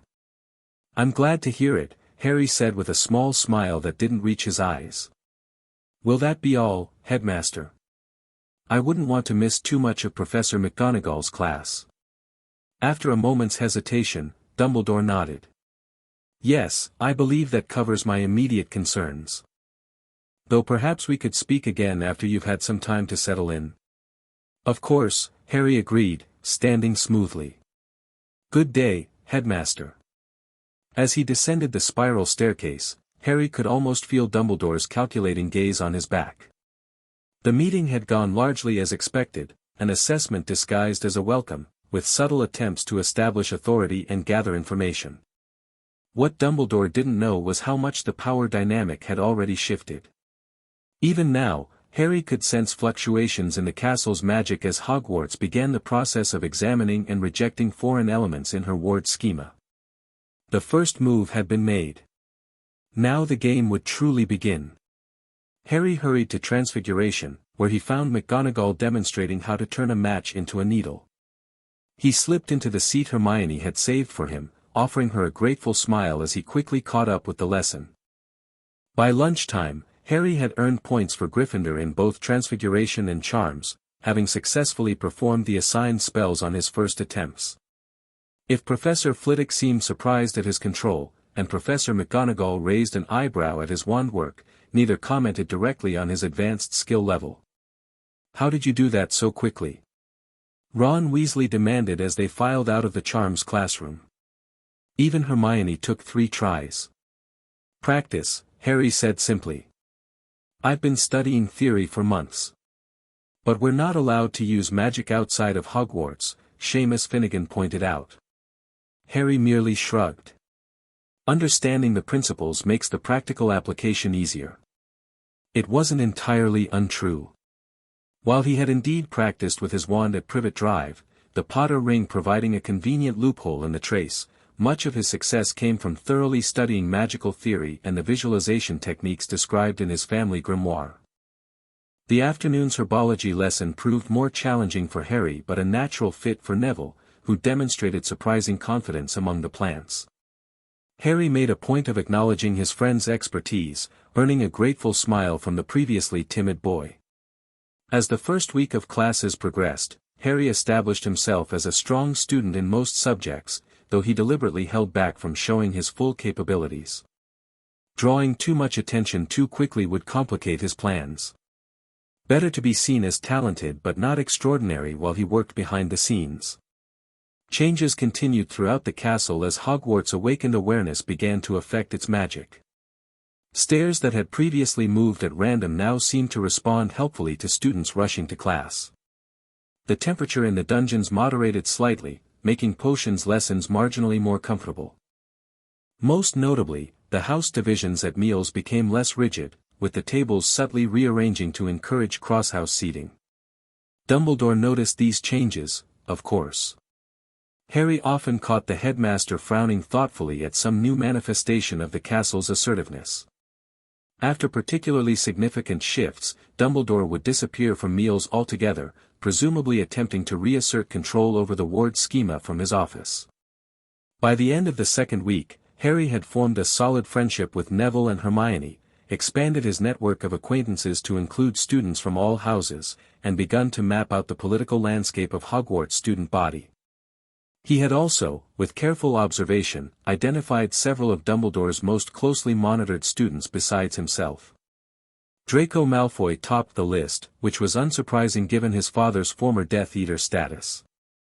More interesting were some of the others: Susan Bones, niece of the head of magical law enforcement, Blaise Zabini, whose mother had carefully maintained neutrality during the war, and surprisingly, Fred and George Weasley, whose proclivity for creative mayhem apparently warranted special attention. "You seem to be watching people a lot," Hermione observed one evening in the library as Harry tracked the movements of a Ravenclaw prefect who regularly reported to Dumbledore. "I'm learning the dynamics," Harry explained quietly. "Who influences whom, who reports to whom, where the real power lies versus the apparent authority." Hermione looked troubled. "You make it sound like we're in some kind of political thriller rather than a school." "Hogwarts is both," Harry said, turning his attention back to the ancient runes text they were supposedly studying together, despite it being second-year material. "It's an educational institution and a political microcosm that shapes the future leaders of Wizarding Britain. That's a bit cynical, isn't it? Realistic, Harry corrected gently. Look at the current ministry leadership and Wisengamot membership. Over 90% attended Hogwarts, and their house affiliation still influenced their alliances decades later. Hermione considered this. So you're, what? Preparing for future political battles? Harry smiled. I'm ensuring I understand the battlefield before engagement becomes necessary. A shadow fell across their table, and they looked up to find Professor Snape looming over them, his expression inscrutable. Potter, he said, voice cold and precise. The headmaster wishes to see you again. Immediately. Harry closed his book calmly. Of course, Professor.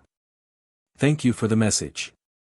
Snape's eyes narrowed slightly, perhaps expecting protest or nervousness rather than composed acceptance. After a moment's assessment, he swept away, black robes billowing dramatically. Again. Hermione whispered once Snape was out of earshot. This is the third time in 2 weeks. Dumbledore is concerned by certain developments, Harry said vaguely. I'll explain more later. He packed his books efficiently and made his way to the headmaster's office, wondering which specific change had triggered this summons. The most recent shift had been subtle but significant. The monitoring charms in the common rooms had begun to fail, allowing students greater privacy in their supposedly safe spaces. The gargoyle moved aside as he approached, suggesting Dumbledore was impatient for this meeting. At the top of the stairs, Harry found the office door already open, revealing Dumbledore pacing before his desk rather than seated behind it. His normally serene demeanor showed cracks, a tightness around his eyes, a tension in his shoulders. Ah, Harry, thank you for coming promptly, the headmaster said, gesturing to the now familiar chair. Please, sit. Harry obeyed, noting the subtle magical disturbances in the office. Several of the silver instruments that normally whirred contentedly were stuttering or still, and the portraits of former headmasters seemed more alert than usual, watching the proceedings with unconcealed interest. You wish to see me, headmaster? Harry prompted when Dumbledore remained standing, apparently gathering his thoughts. Yes, Dumbledore finally sat, though he perched on the edge of his chair rather than leaning back comfortably. Harry, have you noticed anything unusual about the castle lately? Harry considered his answer carefully. Hogwarts does seem to have a certain personality, he offered. The stairs are more helpful than I expected from reading Hogwarts, a history. Indeed, Dumbledore nodded slowly. The castle has been showing increased responsiveness in recent days. Is that concerning? Harry asked innocently. I would think a magical building becoming more attuned to its purpose would be positive. Dumbledore's piercing blue eyes fixed on Harry's face. It is unusual, particularly the speed and nature of the changes. Magical structures typically evolve gradually over centuries, not days. Harry maintained his calm expression. Perhaps something triggered an acceleration. Perhaps, Dumbledore agreed, his gaze never wavering. Which brings me to a rather direct question, Harry. Have you, in any way, attempted to interface with Hogwarts' magical systems? And there it was, the suspicion Harry had been expecting. Dumbledore had clearly noted the timing between Harry's arrival and the beginning of the changes. Interface with. Sir, I'm not sure what you mean, Harry said, allowing a hint of confusion to enter his voice. I'm a first-year student just learning basic spells. How could I possibly affect the castle's magic? You are also Lord Potter, Dumbledore countered smoothly, heir to a family with extensive knowledge of ward construction and modification. A family whose grimoire you now possess. Harry's expression cooled slightly. Are you accusing me of something, headmaster?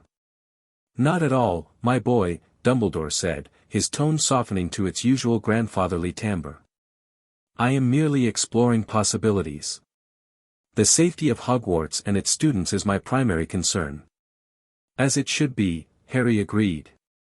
Though I fail to see how the castle becoming more responsive to students' needs compromises safety. Dumbledore steepled his fingers. Magical systems are complex, Harry. Changes that appear beneficial on the surface may have unforeseen consequences in the deeper architecture. Wards that have coexisted for centuries maintain a delicate balance. Disrupting that balance, even with good intentions, could be catastrophic. It was a reasonable argument, and had Dumbledore's additions to the ward schema been benign protections, Harry might have been swayed by it. But knowing the true nature of what the headmaster had layered onto Hogwarts' original magic, the monitoring, the behavioral modification, the magical suppression, only reinforced his resolve. "That sounds concerning," Harry said neutrally. "I hope you're able to determine the cause and ensure everything remains stable." Dumbledore studied him for a long moment, clearly dissatisfied with the response but unable to press further without revealing more than he wished to. "Well, if you notice anything unusual or have any insights that might help understand these changes, I trust you'll bring them to my attention," he finally said. "Of course, Headmaster," Harry agreed smoothly. Dumbledore sighed slightly. "Very well, Harry. You may return to your studies. Thank you for your time." As Harry left the office, he felt the weight of unspoken suspicions lingering in the air. Dumbledore clearly suspected his involvement but had no proof, and confronting Harry directly would require admitting to the unauthorized additions to Hogwarts' ward schema, something the headmaster was not yet desperate enough to do. The game continued, with Harry holding the stronger position for now.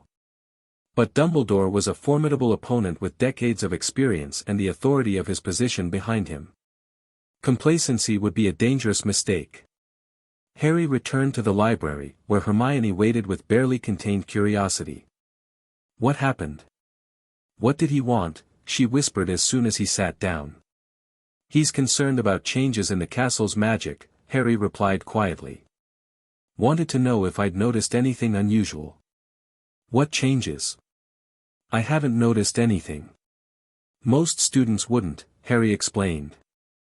"But the castle is becoming more responsive to our needs, stairs moving helpfully rather than randomly, room temperatures adjusting for comfort, even the distance between classes seeming to shorten when we're running late." Hermione's eyes widened. "Now that you mention it, I haven't been nearly as rushed between classes as I expected to be. I thought I was just getting better at navigating." "The castle is helping you," Harry said with a small smile. "Hogwarts was designed to nurture magical education, not hinder it with architectural obstacles." "But why is Dumbledore concerned about that? And why ask you specifically?" Harry hesitated, then decided a partial truth was necessary. "The Potter family has historical expertise in ward construction. Dumbledore knows this and apparently suspects I might have something to do with the changes." "Do you?" Hermione asked directly, her keen eyes searching his face. "Not directly," Harry said, which was technically true. The Sorting Hat had been the primary actor in awakening Hogwarts. "But I approve of the castle returning to its original purpose." Hermione seemed to sense he wasn't sharing everything but nodded slowly. "Just, be careful, Harry. Dumbledore is supposed to be the most powerful wizard alive." "I know," Harry assured her. "Believe me, I'm being very careful." The conversation shifted back to their studies, but Harry knew Hermione would revisit the topic eventually.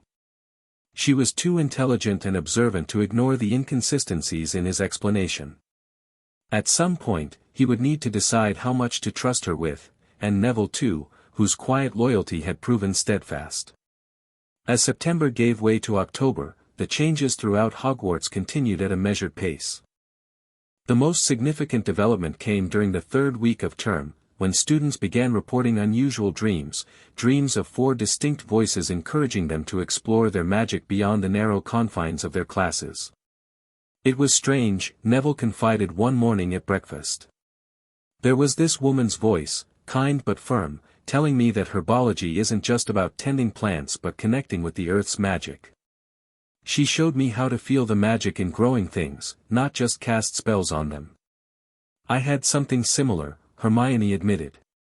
"Except it was a man's voice, talking about how knowledge without wisdom is a burden rather than a gift. He showed me magical theory that somehow made everything we're learning make more sense." Harry listened with interest. The awakened castle wasn't just rejecting Dumbledore's additions, it was actively beginning to teach students in the way the founders had originally intended. "Did your dreams include specific suggestions about where to find more information?" he asked carefully. Both nodded, looking surprised. "There's supposed to be a section in the library," Hermione said. "Behind a tapestry of 4 magical creatures that only appears to those seeking true knowledge. And a special greenhouse," Neville added. "One that contains plants from the Founders' era, preserved through special magic." Harry smiled. "I think we should explore these suggestions." The following weekend found the 3 of them discovering precisely what their dreams had promised, hidden resources throughout the castle that had been concealed or forgotten over the centuries, now revealed as Hogwarts reawakened. Other students were making similar discoveries, guided by dreams tailored to their particular talents and interests. The staff's reactions varied dramatically. Professor Sprout was delighted when Neville led her to the hidden greenhouse, immediately incorporating its rare specimens into advanced lessons. Professor Flitwick grew animated upon examining ancient charm texts recovered from a previously undiscovered alcove. Professor McGonagall, however, appeared torn between academic excitement and concern about the sudden proliferation of unsupervised resources. Predictably, Dumbledore grew increasingly troubled. His appearances at meals became sporadic, and when present, he observed the students with a furrowed brow and diminished twinkle. The headmaster's frequent absences from the castle suggested he was consulting external experts or researching solutions to what he clearly perceived as a problem spiraling beyond his control. He was arguing with Professor McGonagall, Neville reported in a whisper after witnessing a tense exchange near the Transfiguration classroom. Something about maintaining necessary structures versus respecting the castle's original purpose. Harry nodded thoughtfully. The division among the staff was another unexpected benefit. Dumbledore's tight control was being questioned by his own trusted colleagues as the positive aspects of Hogwarts awakening became apparent in student engagement and performance. Not everyone was pleased with the changes, of course. Filch, the caretaker, was livid that previously reliable hiding places for confiscated items kept relocating themselves. Professor Snape grew even more acerbic as his classroom gradually transformed from a gloomy dungeon to a well-lit, properly ventilated potions laboratory despite his apparent preference for intimidating atmospherics. The most significant confrontation came in late October, when Harry was summoned to the headmaster's office to find not only Dumbledore waiting, but also Professors McGonagall, Flitwick, Sprout, and Snape. "Ah, Harry, thank you for joining us," Dumbledore said, his tone pleasant but his eyes lacking their usual warmth. "Please, take a seat." Harry settled into the lone chair facing the assembled staff, noting that none of them appeared entirely comfortable with the situation. "Am I in trouble, Headmaster?" he asked, projecting innocent concern. "Not at all, my boy," Dumbledore assured him. "We simply wish to discuss some observations regarding your adjustment to Hogwarts." McGonagall shifted slightly in her seat. "Potter, the headmaster has shared his concerns about certain changes in the castle's behavior coinciding with your arrival." "I'm not sure I understand," Harry said, glancing between the professors. "The castle is a magical building that stood for 1,000 years. Surely it doesn't behave based on the arrival of one first-year student." Flitwick cleared his throat. "Under normal circumstances, that would be correct, Mr. Potter. However, these are not normal circumstances. The changes we're witnessing are unprecedented in both scope and speed. And these changes began precisely when you arrived," Snape added silkily. "A remarkable coincidence, wouldn't you agree?" Harry maintained his composure.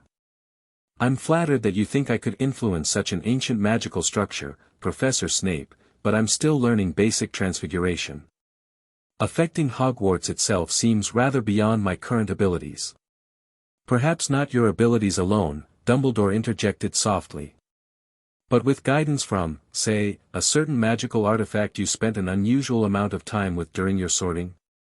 Harry felt a cold tingle along his spine. Dumbledore was closer to the truth than he'd anticipated. "The sorting hat?" he asked, allowing genuine surprise to color his voice. It placed me in Gryffindor. That's all. After nearly 5 minutes of deliberation, McGonagall noted. One of the longest sortings in recent memory. It was considering all 4 houses, Harry explained. It said I had qualities that would fit well in any of them. And nothing else? No other conversations or arrangements? Dumbledore pressed. Harry met the headmaster's gaze steadily, grateful for the protection his lordship ring provided against mental intrusion. The hat and I discussed where I would best develop my potential, headmaster. It ultimately chose Gryffindor. That's all. Professor Sprout, who had remained silent until now, finally spoke. Albus, I'm not comfortable with this interrogation of a first-year student. Whatever is happening with the castle, it seems largely beneficial to the student's education. Perhaps we should be embracing these changes rather than seeking someone to blame for them. I agree with Pomona, Flitwick said firmly. My Ravenclaws are showing unprecedented engagement with their studies, exploring magical theory with genuine enthusiasm rather than merely memorizing for exams. My Gryffindors as well, McGonagall admitted. Even Mr. Longbottom has shown remarkable improvement in confidence and practical application. Snape's lips curled. And what of the security implications? The castle's defenses are part of the ward's schema that's being adjusted. The protective wards remain intact, Dumbledore acknowledged reluctantly. In fact, they appear to have strengthened in certain respects. It is the supplementary enchantments that have been affected. Harry carefully kept his expression neutral, though inwardly he noted the headmaster's careful wording. Supplementary enchantments was a conveniently vague description of the monitoring and behavioral modification spells. Professors, Harry said after a moment, his voice respectful but firm, I understand your concerns, but I truly don't know what's causing these changes. If they're benefiting students' education and safety, isn't that aligned with Hogwarts' purpose? Dumbledore sighed. The issue, Harry, is not whether the changes appear beneficial, but whether they may have unforeseen consequences. Magical systems of this complexity require careful management. With respect, Headmaster, Harry countered carefully, Hogwarts existed for centuries before modern ward management techniques. The founders created a sentient castle capable of adapting to the needs of magical children. Perhaps what we're seeing is simply Hogwarts fulfilling its original purpose more actively. The statement hung in the air, causing several of the professors to exchange thoughtful glances. It was a reasonable suggestion that offered an explanation without implicating Harry directly, and importantly, placed the changes within a historical context that made them seem less threatening.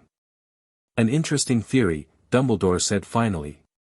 Though it doesn't explain the timing. Magic often works in cycles, Harry suggested.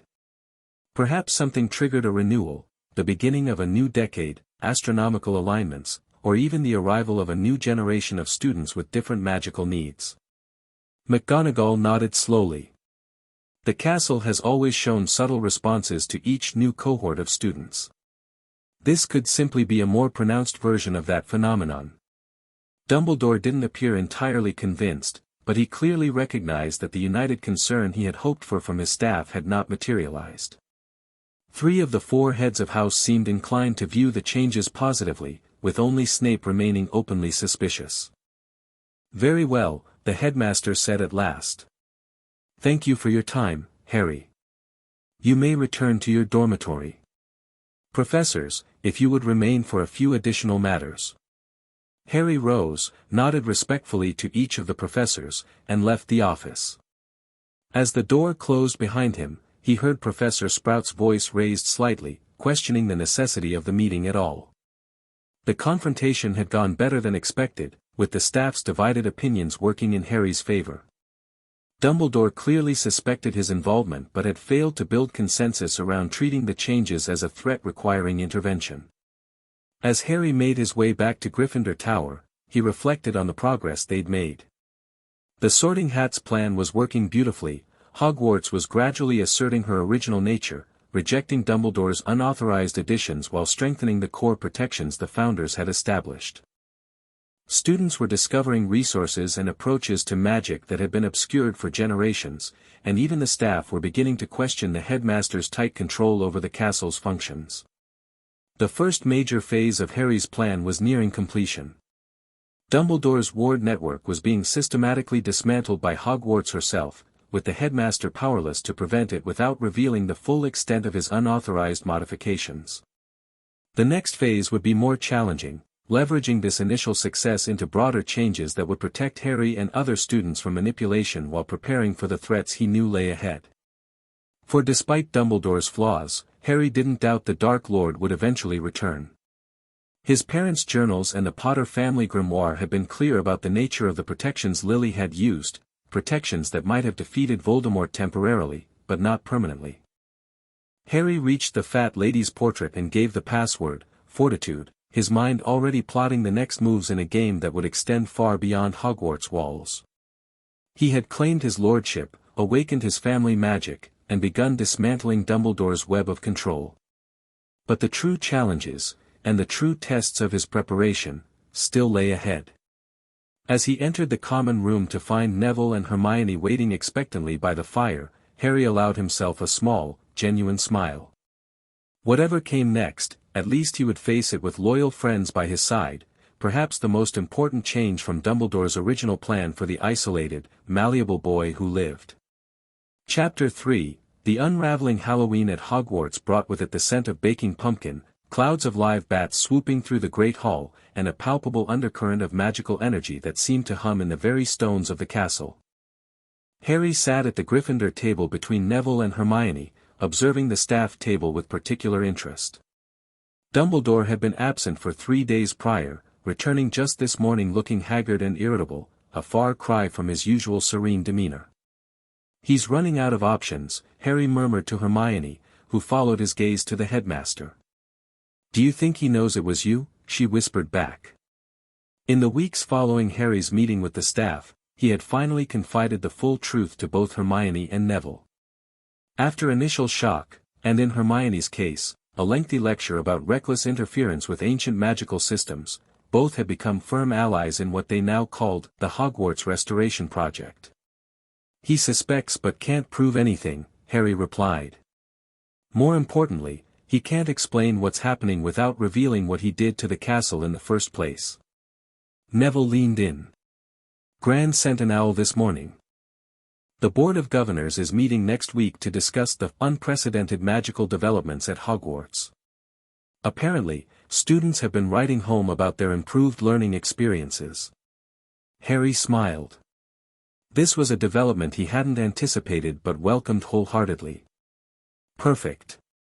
External oversight will make it even harder for him to reverse the changes. The Halloween feast appeared before them in all its glory, golden plates suddenly filled with every imaginable delicacy.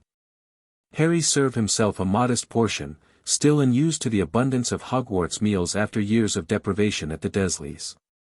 As he ate, his gaze drifted to the enchanted ceiling, where tonight's stormy weather created a dramatic backdrop for the floating candles.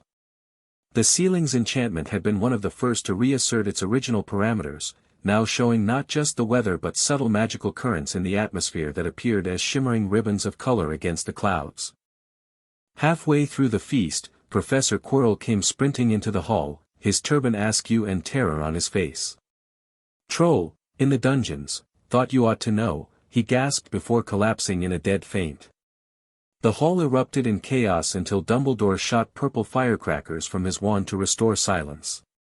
"Prefects," he rumbled, "lead your houses back to the dormitories immediately." Harry frowned as Percy Weasley began self-importantly shepherding the Gryffindors. "Wait," he said, loudly enough for those nearby to hear. "The Slytherin dormitories are in the dungeons. Are they supposed to go toward the troll?" Percy faltered, clearly having not considered this. Several Slytherins at the next table looked up sharply, their expressions shifting from fear to alarm. Professor McGonagall, overhearing, immediately addressed Dumbledore. "Albus, the Slytherins cannot return to their dormitories if the troll is in the dungeons." Dumbledore blinked, momentarily disconcerted. "Ah, yes, of course. Slytherin House will remain in the Great Hall with the staff. Harry exchanged glances with Hermione and Neville. Something wasn't right about this situation. His gaze fell on Quirrell, still lying on the floor but with one eye slightly open, watching the proceedings. Then he noticed Professor Snape slipping quietly through a side door rather than remaining with the other staff. "This is a diversion," Harry whispered. "Quirrell or Snape, one of them is after something, and it's not in the dungeons." "The third-floor corridor," Hermione breathed. "The one Dumbledore warned was forbidden." Neville looked alarmed. "What should we do?" Harry considered quickly. Rushing after Snape or confronting Quirrell directly would be reckless and potentially disastrous. But perhaps there was another approach. "We let Hogwarts handle it," he decided, closing his eyes briefly to extend his magical senses toward the castle's awareness. Since the awakening ritual, Harry had discovered he could communicate with Hogwarts to a limited extent, not in words, but through impressions and intentions. Now, he sent a clear thought toward the castle's sentience: protect the third-floor corridor. Alert the headmaster to intrusion. He felt an immediate response, a surge of magic and a sense of alert vigilance that suggested Hogwarts had understood. Opening his eyes, Harry saw both Dumbledore and McGonagall stiffen slightly, their gazes turning toward the ceiling as if hearing a silent alarm. "Minerva, Severus, come with me," Dumbledore commanded. "The rest of you, secure the Great Hall and conduct a sweep of the upper floors." But Snape was nowhere to be found, having already slipped away. "Filius, then," Dumbledore amended, nodding to the diminutive charms professor. "Quickly." As the three professors hurried from the hall, Harry felt a grim satisfaction. Whatever plan had been in motion, Hogwarts herself had just disrupted it. "What did you do?" Hermione whispered, her eyes wide. "Asked Hogwarts for help," Harry replied simply. "Let's stay here and see what happens." The hall remained in a state of contained chaos, with prefects attempting to maintain order while students speculated wildly about the troll and the professor's hasty departure. 20 minutes later, McGonagall returned alone, her lips pressed into a thin line. "The troll has been secured," she announced. "All students will return to their dormitories immediately, except Slytherin House, who will remain here until we've confirmed the dungeons are safe." Her gaze swept the hall, lingering briefly on Harry with an unreadable expression. "Prefects, proceed." As they filed out, Harry whispered to his friends, "Something else happened. Look at her face." Indeed, McGonagall looked shaken beneath her composed exterior, not the expression of someone who had merely dealt with a troll. Whatever had occurred on the third floor had clearly been serious. Their suspicions were confirmed the next morning when rumors spread that Professor Quirrell was in the hospital wing with severe magical burns and that the third-floor corridor had been sealed with additional enchantments. Even more telling was Dumbledore's absence from breakfast and the hushed conversation among the remaining staff.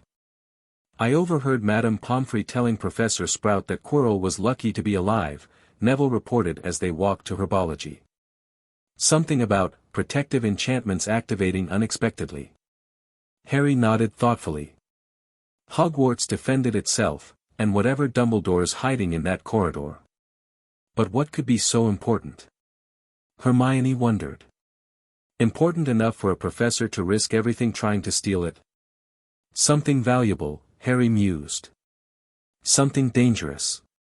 Something Dumbledore is using as bait. His friends looked startled at this assessment. "Bait?" Neville echoed. "Think about it," Harry explained quietly as they entered Greenhouse 3. "Announcing a forbidden corridor that would cause a most painful death in a school full of curious children. That's not security, it's an engraved invitation to anyone seeking whatever's hidden there." Hermione's eyes widened. "You think Dumbledore wants someone to try to steal it?" "I think Dumbledore has an agenda beyond simply protecting a valuable object," Harry confirmed. "And I intend to find out what it is." In the days that followed, Harry employed every resource at his disposal to investigate the mystery of the third-floor corridor. The Hogwarts Awakening had revealed several forgotten passages and rooms, including a particularly useful chamber on the 7th floor that transformed itself according to the user's needs. Using this room of requirement, Harry was able to access historical records of Hogwarts that had been removed from the main library over the centuries. Meanwhile, Quirrell returned to teaching, though noticeably subdued and sporting bandages on his hands. His stuttering seemed less pronounced, as if the trauma had somehow altered his speech patterns. More significantly, Harry noticed the professor now avoided looking directly at him, whereas before he had often stared when he thought Harry wouldn't notice. A breakthrough came in mid-November when Hermione burst into their study corner in the library, clutching a newspaper clipping. "I found something," she whispered excitedly. "Listen to this, Nicholas Flamel celebrates 665th birthday with wife Perenelle." The renowned alchemist, creator of the only known Philosopher's Stone, continues his work in experimental alchemy. "The Philosopher's Stone?" Neville asked, bewildered. "It's a legendary alchemical object," Hermione explained. "It can transform any metal into pure gold and produces the elixir of life, which makes the drinker immortal." Harry's eyes narrowed. Immortality and infinite gold? That would certainly be worth stealing. "And worth protecting," Hermione added. "But why keep something that valuable in a school? There must be safer places." "Unless the school itself is part of the protection," Harry reasoned. "Or unless having it here serves another purpose entirely." He sat back, processing this new information. The Philosopher's Stone, a temptation nearly impossible for someone like Voldemort to resist. Was that Dumbledore's plan? To use the stone as bait to draw out whatever remained of the Dark Lord? "This changes things," Harry said finally. "If Dumbledore is using the stone as bait for Voldemort, then we're all in danger, not just from whoever's trying to steal it, but from Dumbledore's willingness to turn Hogwarts into a battleground."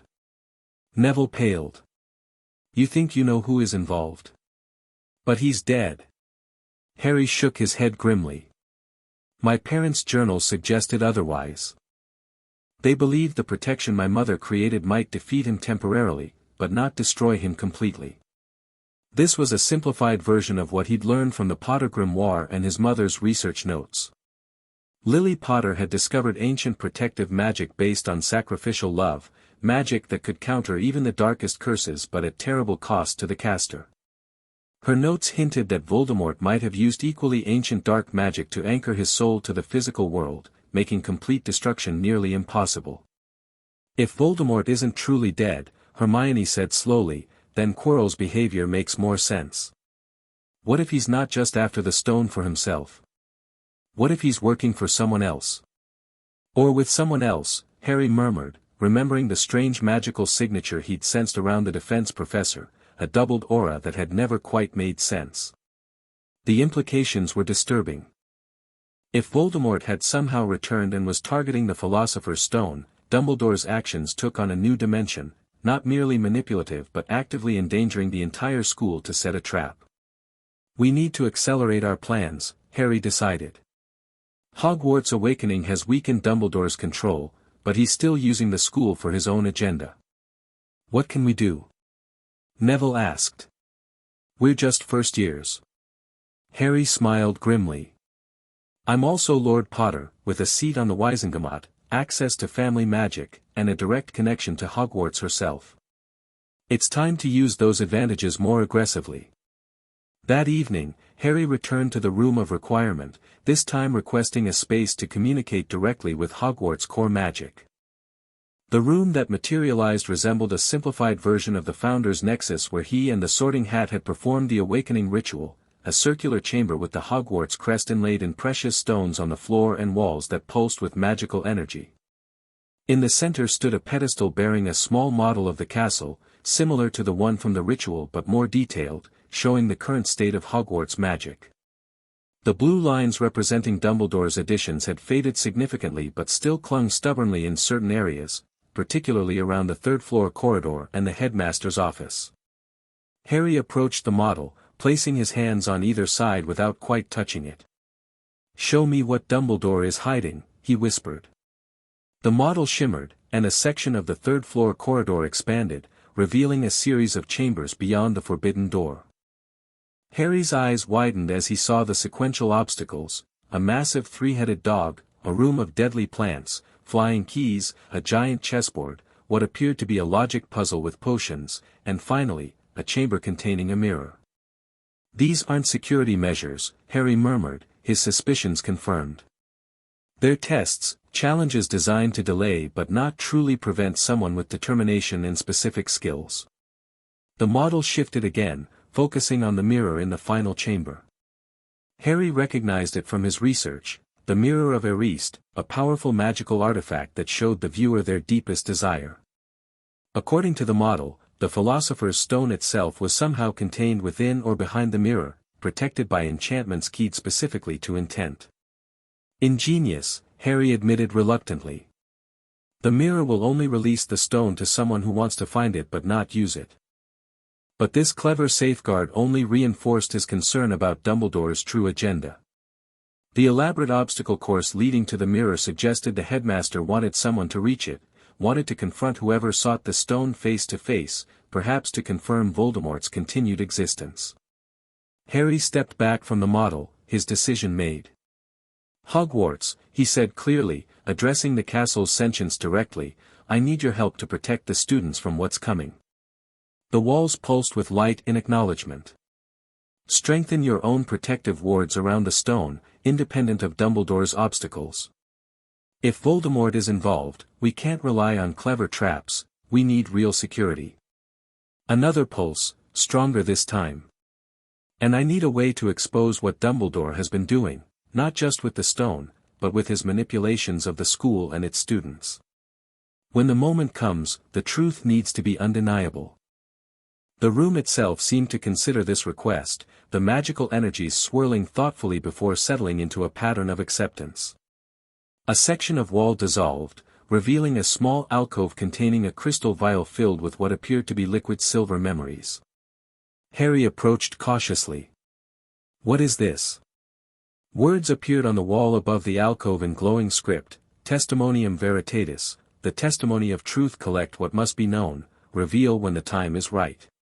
Understanding dawned. Hogwarts was offering a method to collect and preserve evidence, memories, magical signatures, recorded events, that could later be presented as irrefutable proof of Dumbledore's actions. "Thank you," Harry whispered, taking the crystal vial reverently. The next phase of his plan would require careful timing and absolute certainty. Confronting someone like Albus Dumbledore without overwhelming evidence would be disastrous. But with Hogwarts itself as an ally and witness, Harry might finally have the leverage he needed. As November faded into December, the castle transformed with holiday decorations, enormous Christmas trees in the Great Hall, everlasting icicles hanging from staircases, and enchanted snow falling from the ceiling but vanishing before it reached the students below. The festive atmosphere provided a stark contrast to the tension building behind the scenes. Dumbledore had redoubled his efforts to regain control of Hogwarts magic, spending long hours in his office performing complex rituals that left him visibly drained. Yet for every enchantment he managed to re-establish, 2 more unraveled elsewhere in the castle. It was a losing battle, and the headmaster's growing frustration manifested in uncharacteristic snappishness with the staff and rare appearances at meals. Meanwhile, Harry had been meticulously collecting evidence using the Testimonium Veritatis vial. Each night, he would extract a memory or magical signature related to Dumbledore's manipulations and add it to the growing collection. The vial never seemed to fill, expanding internally to accommodate each new addition while organizing them into a coherent narrative. "I still don't understand how you're going to use this," Hermione said one evening as they sat in a quiet corner of the common room.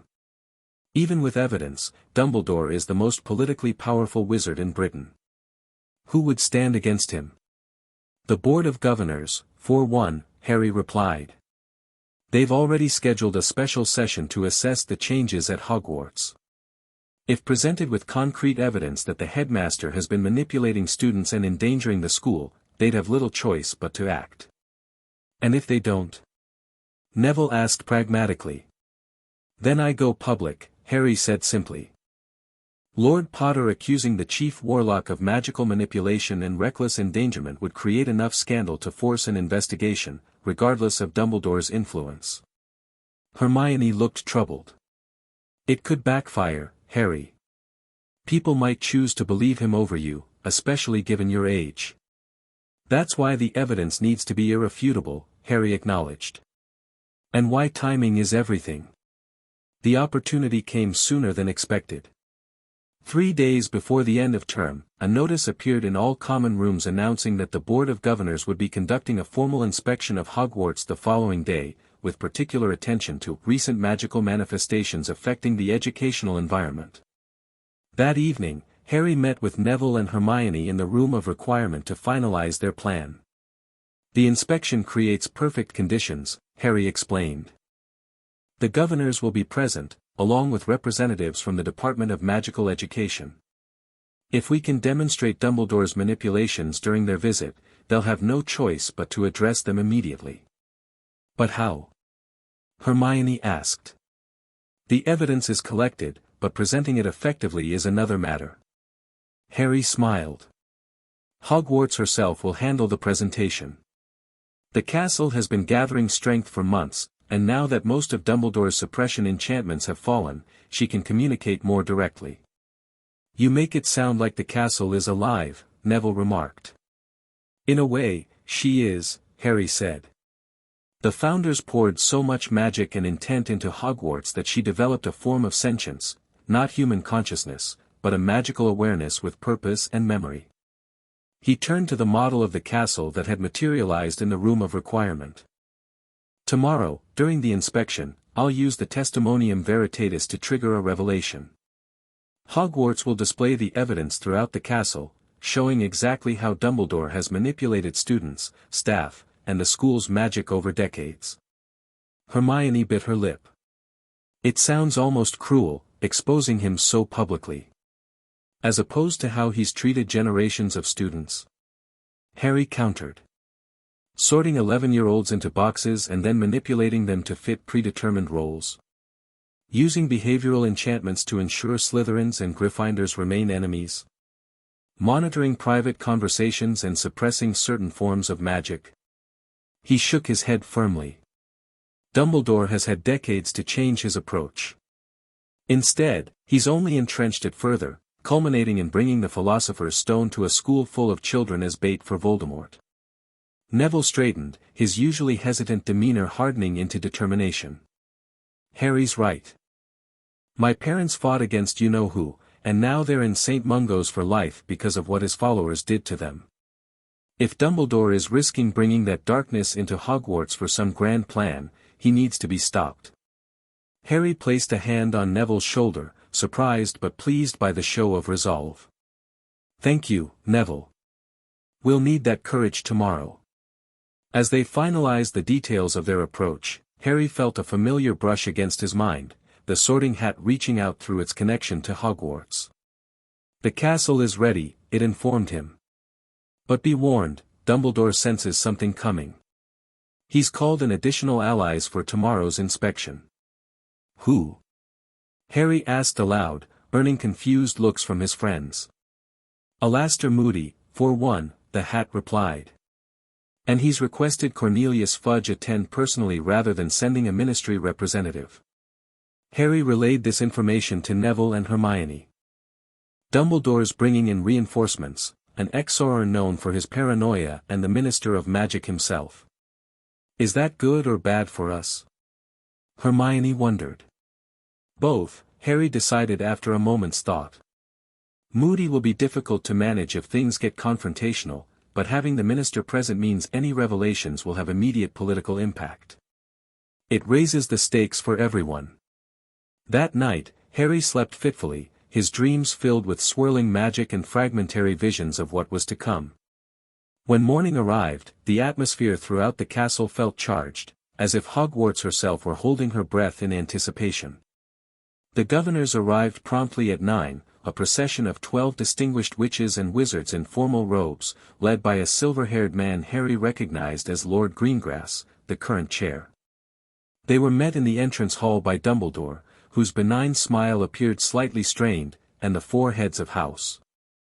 As predicted, Minister Fudge accompanied the inspection party, flanked by 2 Aurors and a severe-looking witch whom Neville identified in a whisper as Amelia Bones, head of the Department of Magical Law Enforcement. Slightly behind them lurked a grizzled man with a magical eye that swiveled independently of his natural one, Alastair Mad-Eyed Moody. "Quite the welcoming committee," Harry murmured to Hermione as they observed from the grand staircase, where students had been permitted to gather to witness the formal welcome. Dumbledore's opening address to the visitors was a masterpiece of misdirection, acknowledging the fascinating magical developments at Hogwarts while subtly suggesting they represented a natural evolution of the castle's enchantments rather than a rejection of his additions. "Hogwarts has always been alive with magic beyond our full understanding," the headmaster said smoothly. "What we are witnessing is merely a new phase in the castle's long history, perhaps triggered by astronomical alignments or magical convergences that occur only once in centuries." Lord Greengrass nodded politely but seemed unconvinced. "Nevertheless, Headmaster, the board has received numerous reports from parents describing specific changes that directly impact their children's education. We are obligated to investigate thoroughly." Of course, Dumbledore agreed magnanimously. "Hogwarts is open to your inspection. Perhaps we should begin with the Great Hall. The enhancement of the ceiling enchantment has been particularly remarkable." As the inspection party moved toward the Great Hall, Harry caught Neville's eye and nodded. It was time. Slipping away from the gathered students, they made their way quickly to the room of requirement, where Hermione was already waiting, having left breakfast early to prepare. "Everything's ready," she reported. "The room created exactly what you described." Indeed, the chamber had transformed into a ritual space centered around a raised dais with a basin resembling a pensieve. Channels radiated outward from this basin to the walls, where Hogwarts' crest was repeatedly emblazoned in glowing relief. "Perfect," Harry said, removing the Testimonium Veritatis vial from his robes. "According to Hogwarts, this will work similarly to a pensieve projection, but on a castle-wide scale. Every wall, window, and available surface will display the relevant evidence when activated." "Are you sure this is the right thing to do?" Hermione asked one final time, her expression troubled. Harry met her gaze steadily. "I'm sure that continuing to allow Dumbledore unchecked influence over generations of children is wrong. I'm sure that using Hogwarts as bait in a trap for Voldemort is criminally reckless. And I'm sure that someone needs to act before his greater good causes more harm than it prevents." He turned to Neville. "You should return to the inspection tour. We need someone to witness their reactions firsthand, and your family's standing gives you a reason to be included." Neville nodded, squaring his shoulders. "I'll say Gran asked me to observe and report back to her as a future governor." After Neville departed, Harry approached the dais with the crystal vial. "This will happen quickly once I begin," he warned Hermione. "The castle will direct the evidence to where it will have the most impact." "What should I do?" she asked. "Be ready to explain the technical aspects if anyone asks," Harry suggested. "You understand the magical theory better than anyone in our year." Taking a deep breath, Harry uncorked the vial and poured its contents into the basin. The liquid silver memories swirled, glowing with increasing brightness until they began to flow outward along the channels in the floor, up the walls, and seemingly into the very structure of Hogwarts herself. For a moment, nothing happened. Then, a ripple of magic pulsed through the castle, a wave of energy that Harry felt in his very core. The walls of the room shimmered and became transparent, allowing them to see the corridor beyond, where the stone itself was beginning to project images and scenes from the collected memories. "It's working," Hermione whispered, awestruck. Throughout Hogwarts, every available surface was suddenly alive with projected memories and magical signatures, evidence of Dumbledore's decades of manipulation rendered visible for all to see. The Great Hall's enchanted ceiling showed the original ward schema overlaid with the headmaster's unauthorized additions. Classroom walls displayed instances of behavioral modification enchantments subtly influencing students' interactions. Corridors revealed the extensive monitoring network that had tracked specific students' movements and conversations.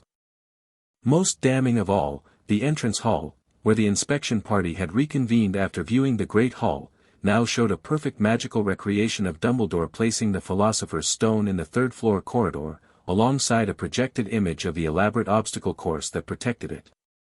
"We should join them," Harry said, already moving toward the door.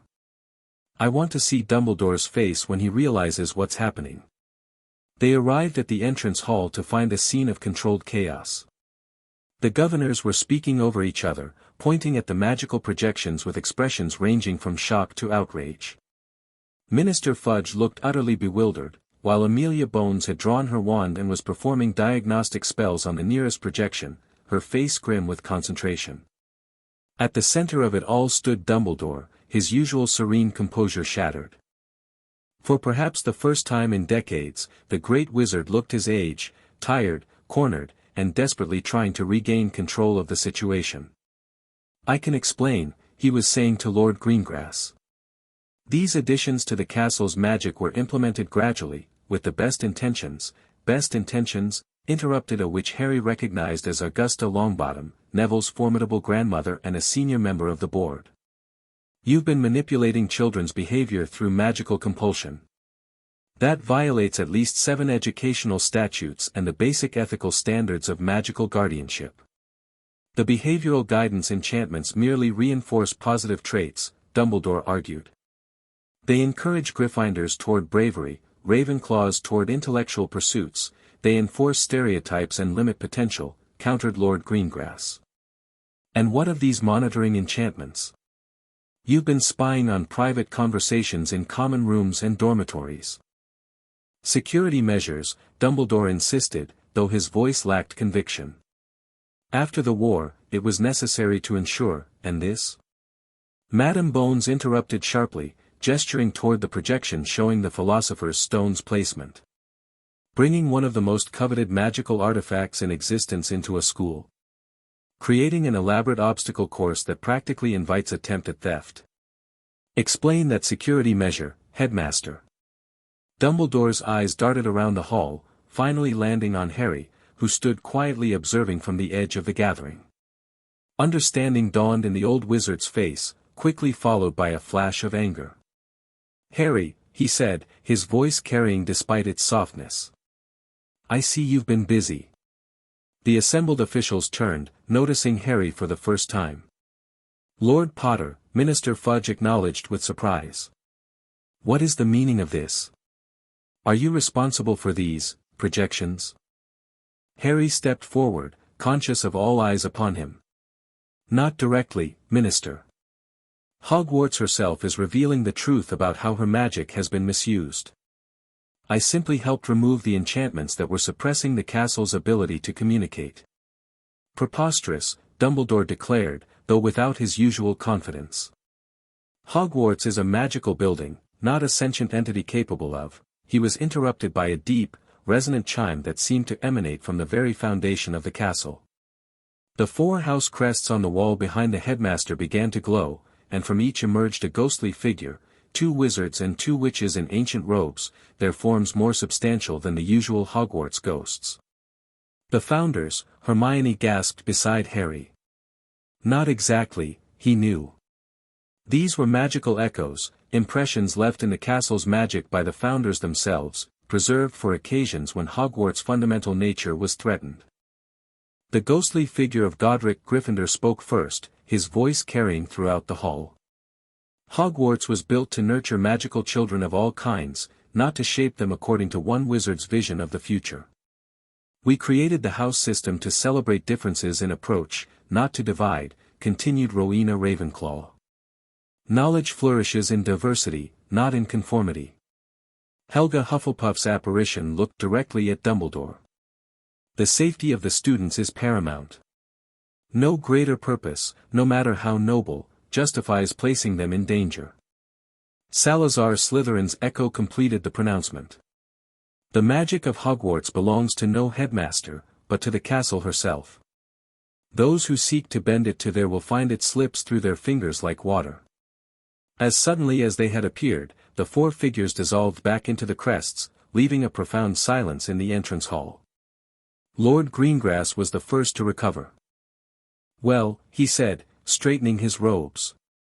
I believe that settles the question of whether these revelations are legitimate. He turned to Dumbledore. Headmaster, in light of what we've witnessed, the board must ask you to step aside while we conduct a thorough investigation. You cannot remove me based on magical projections and ghostly apparitions, Dumbledore protested, though his voice lacked its usual authority. Actually, we can, Augusta Longbottom corrected him.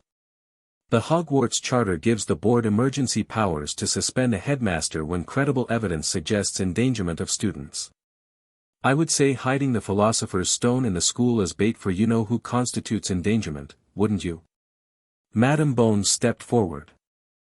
Additionally, the Department of Magical Law Enforcement has jurisdiction over potential violations of the Educational Ethics Act of 1893, which explicitly prohibits the use of compulsion magic on students without parental consent and ministry approval. Dumbledore's gaze swept the assembled officials, finding no allies.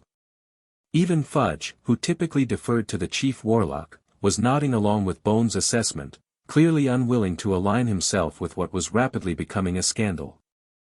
I see, Dumbledore said finally, his shoulders sagging almost imperceptibly.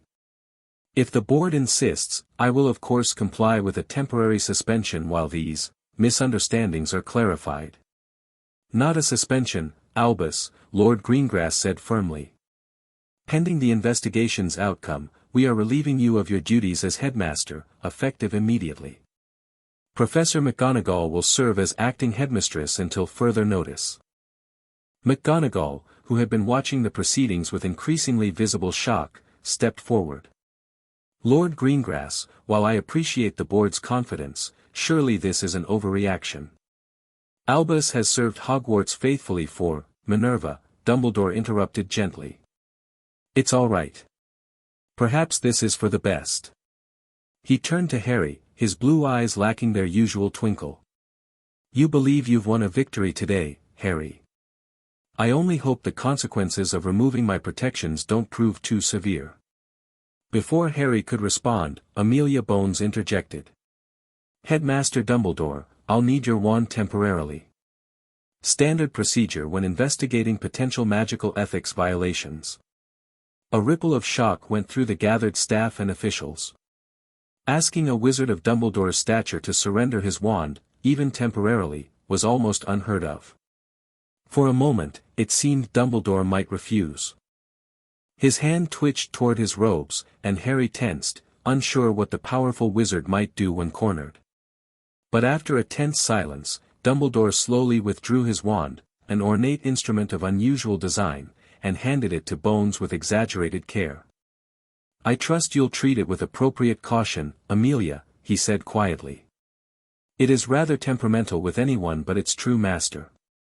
Bones nodded professionally as she accepted the wand, immediately placing it in a special holster that glowed briefly with containment enchantments.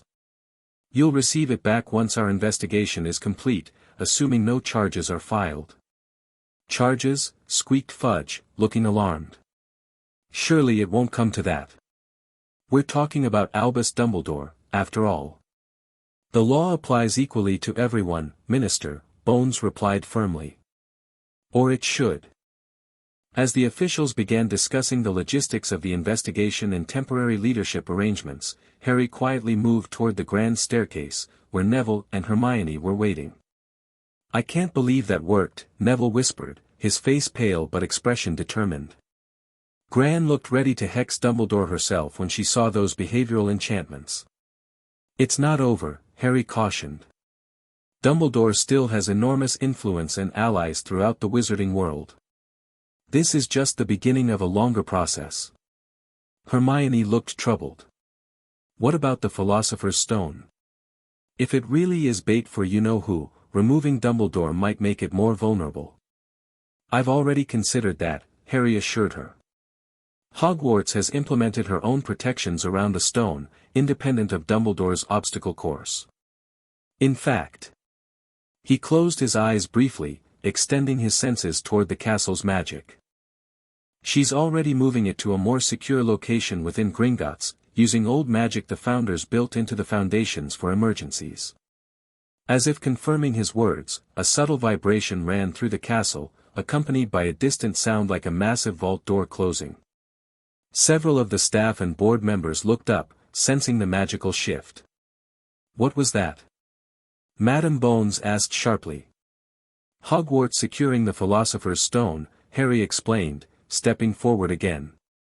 The castle is removing it from the third-floor corridor and transferring it to Gringotts through an old emergency transport system the Founders created. Impossible, Dumbledore protested. Such a system doesn't exist. It does, countered Harry. It's documented in the original architectural grimoire, which Hogwarts revealed to me in the Room of Requirement. The Founders created a direct, one-way passage to a secure Gringotts vault for precisely this kind of situation, when an irreplaceable artifact needed immediate protection. Madam Bones looked impressed despite herself. If this is true, it's a remarkable security feature that should have been maintained in active service, not allowed to fall into obscurity. Many of Hogwarts' original safeguards were deliberately obscured over the centuries, Harry said, looking meaningfully at Dumbledore. Headmasters who preferred their own methods to those of the Founders. Lord Greengrass cleared his throat. Perhaps we should continue this discussion in the boardroom. Professor McGonagall, as acting headmistress, would you join us? And Mr. Dumbledore, he emphasized the lack of title deliberately, will need your continued presence to answer questions as they arise. As the officials and staff moved toward the administrative wing, Harry exchanged a meaningful look with Neville and Hermione. Phase 1 of their plan had succeeded beyond expectations, but much remained to be done. Dumbledore's removal was a beginning, not an end. The remainder of the day passed in a whirlwind of activity. The Board of Governors established temporary quarters within Hogwarts to oversee the transition, while ministry officials began a systematic examination of the castle's enchantments, cataloging Dumbledore's additions and their effects on students. Professor McGonagall called an emergency staff meeting, followed by a school-wide assembly to explain the situation to the students. Her announcement of Dumbledore's suspension was met with shocked murmurs and confused questions, particularly from older students who had never known Hogwarts under any other leadership. This is a temporary measure while certain administrative matters are investigated, McGonagall explained, her Scottish brogue more pronounced under stress. Your education will continue without disruption, and all end-of-term arrangements remain unchanged. Throughout these proceedings, Harry maintained a deliberate distance, allowing the authorities to work without appearing to influence them. He knew his role in the day's events would eventually become known, if it wasn't already suspected, but saw no advantage in drawing attention to himself prematurely. By evening, the initial shock had given way to a buzz of speculation throughout the castle. The Gryffindor common room was particularly lively, with theories ranging from mundane administrative disputes to wild conspiracies involving foreign powers. They're saying Dumbledore was keeping a three-headed dog in the school, Ron Weasley told anyone who would listen. My brothers Fred and George swear they saw it on the third floor. I heard the ministry found dark artifacts in his office, countered Lavender Brown. Magical surveillance devices that let him spy on everyone. Harry, sitting quietly by the fire with Neville and Hermione, let the rumors swirl around them. The truth would emerge soon enough, filtered through official channels and shaped by political considerations. What mattered was that the process had begun. What happens now? Neville asked softly, so only his friends could hear. The board and ministry will investigate thoroughly, Harry replied. They'll dismantle the remaining problematic enchantments and establish new guidelines for Hogwarts administration. Eventually, they'll either reinstate Dumbledore with strict limitations or appoint a new headmaster. You don't think he'll come back, do you? Hermione asked. Harry considered this. Not as headmaster, no. The evidence is too damning, and the political cost of reinstating him would be too high. But Dumbledore has other positions, Chief Warlock, Supreme Mugwump. He'll fight to retain those, and he may well succeed. So he'll still have power, Neville observed with a frown. Yes, but not over Hogwarts, Harry said. And that was my primary concern. The school needs to be a safe haven for magical children, not a chess board for Dumbledore's long games. Later that night, as the common room emptied and most students headed to bed, Harry felt a familiar mental touch, the Sorting Hat reaching out through its connection to Hogwarts. "You've succeeded beyond expectation, young lord," the hat communicated.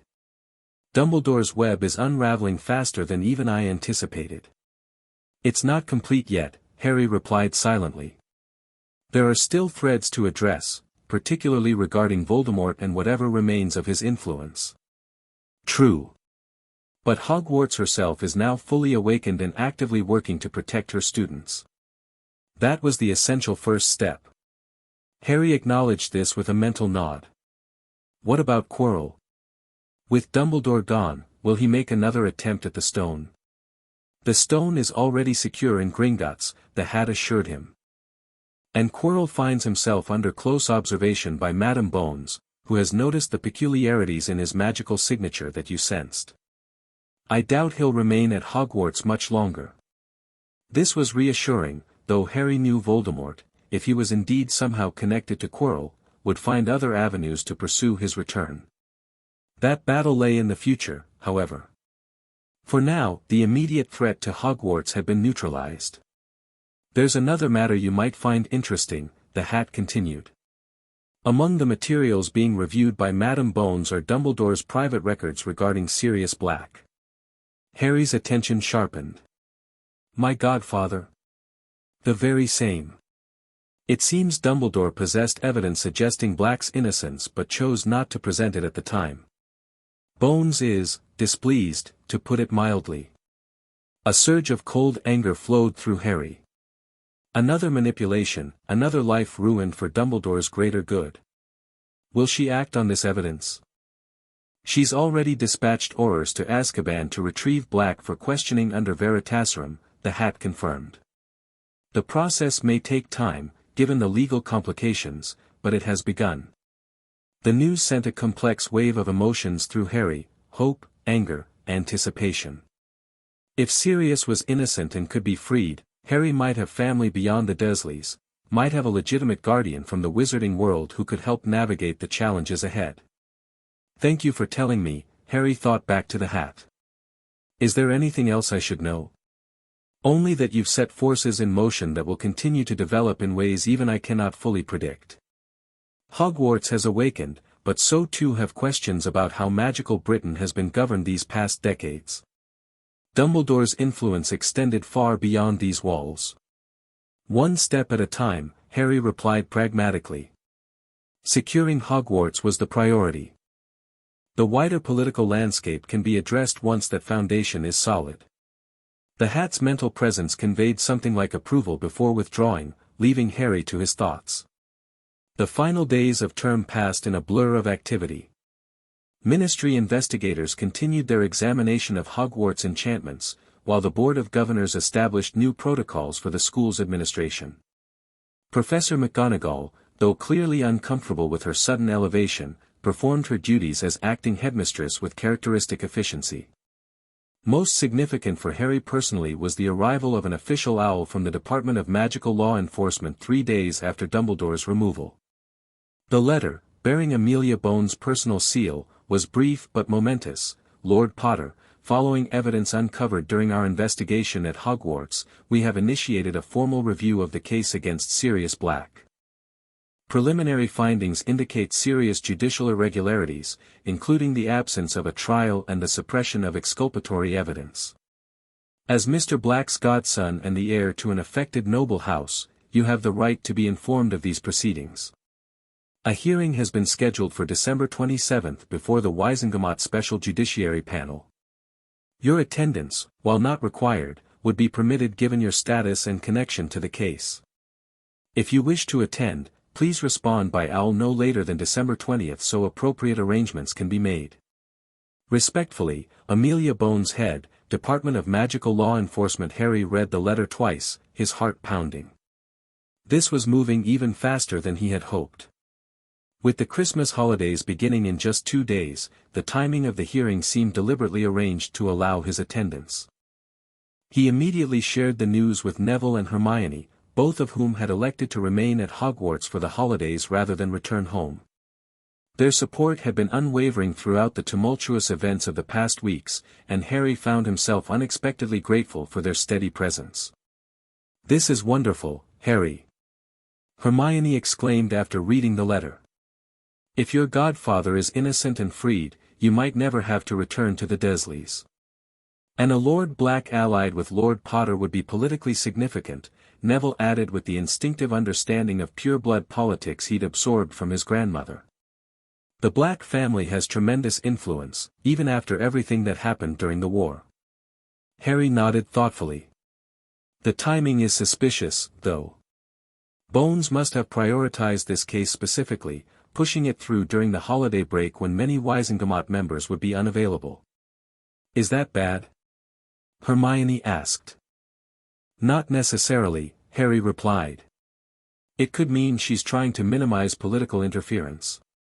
A smaller panel might be more focused on legal facts than political considerations." He penned a brief response confirming his intention to attend the hearing, then turned his attention to preparations for the holidays.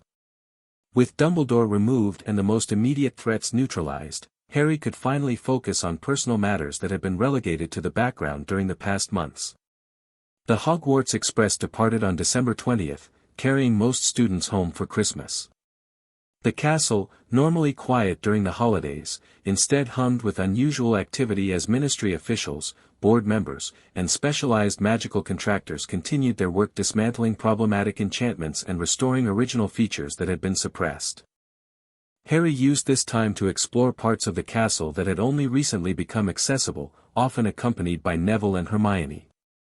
The Room of Requirement proved particularly valuable, providing training spaces where they could practice more advanced magic than their first-year curriculum covered. The founders intended students to progress at their natural pace, Harry explained as they worked through second-year charms. The rigid year-by-year system was imposed later, partly to standardize education but also to control how quickly students could access certain types of magic. Hermione, who had initially been scandalized by the idea of studying ahead of the approved curriculum, gradually embraced this more organic approach to learning.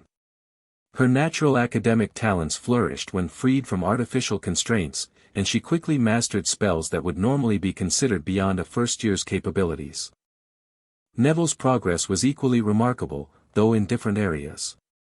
His affinity for herbology extended naturally into plant-based magical applications, including healing, potion ingredients, and even defensive uses of magical flora.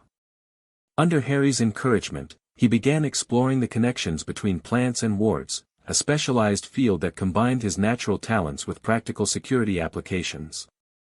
On Christmas morning, Harry awoke to a small pile of presents at the foot of his bed, more than he'd ever received during his years with the Dursleys.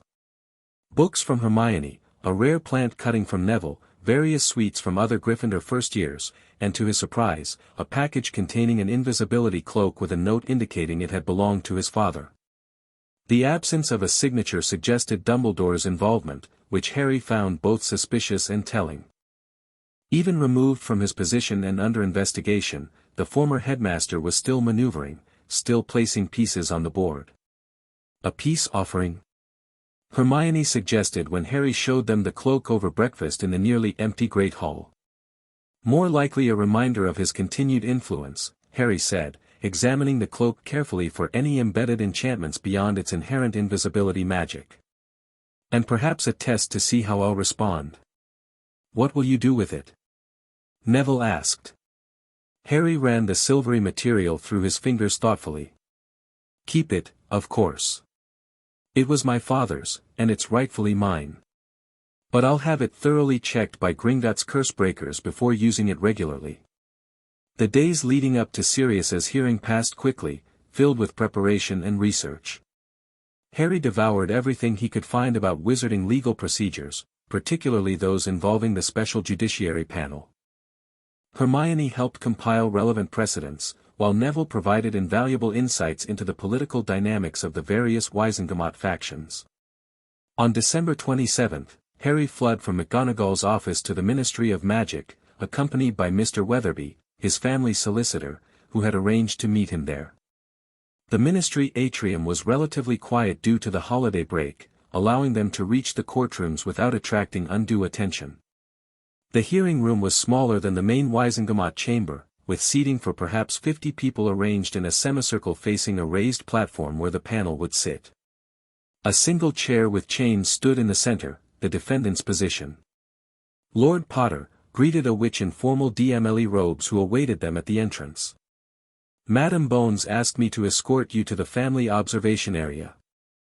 She nodded respectfully to Weatherby. "Counselor."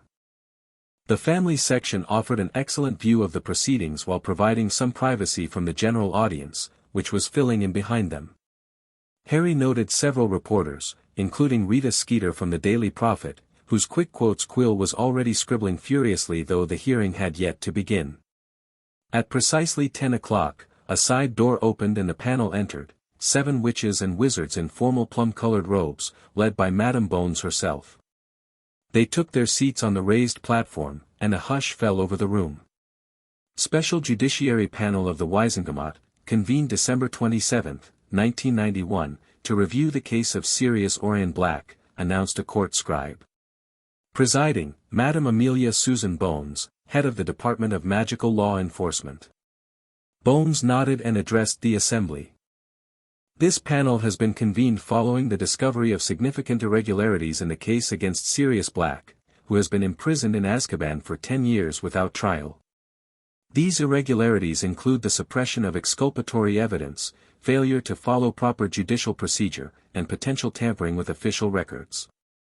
Murmurs rippled through the audience. Bones continued, her voice cutting through the noise. "We will proceed as follows. First, a review of the original charges and the circumstances of Mr. Black's arrest. Second, examination of newly discovered evidence. Third, testimony from Mr. Black himself under Ministry Verified Veritaserum.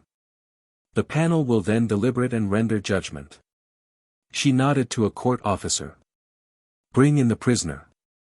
The side door opened again, and Sirius Black was led in by 2 Aurors. Harry's breath caught at the sight of his godfather. Azkaban had ravaged the man, his once handsome face was gaunt and waxy, his body thin beneath prison robes, his dark hair hanging in matted tangles. Yet there was life in his eyes, a determined spark that a decade with the Dementors had somehow failed to extinguish. Sirius was guided to the central chair, though to Harry's relief, the chains remained inactive, suggesting this was being treated as a hearing rather than a trial. As he sat, Sirius's gaze swept the room, briefly pausing on Harry with a flicker of recognition and something that might have been wonder.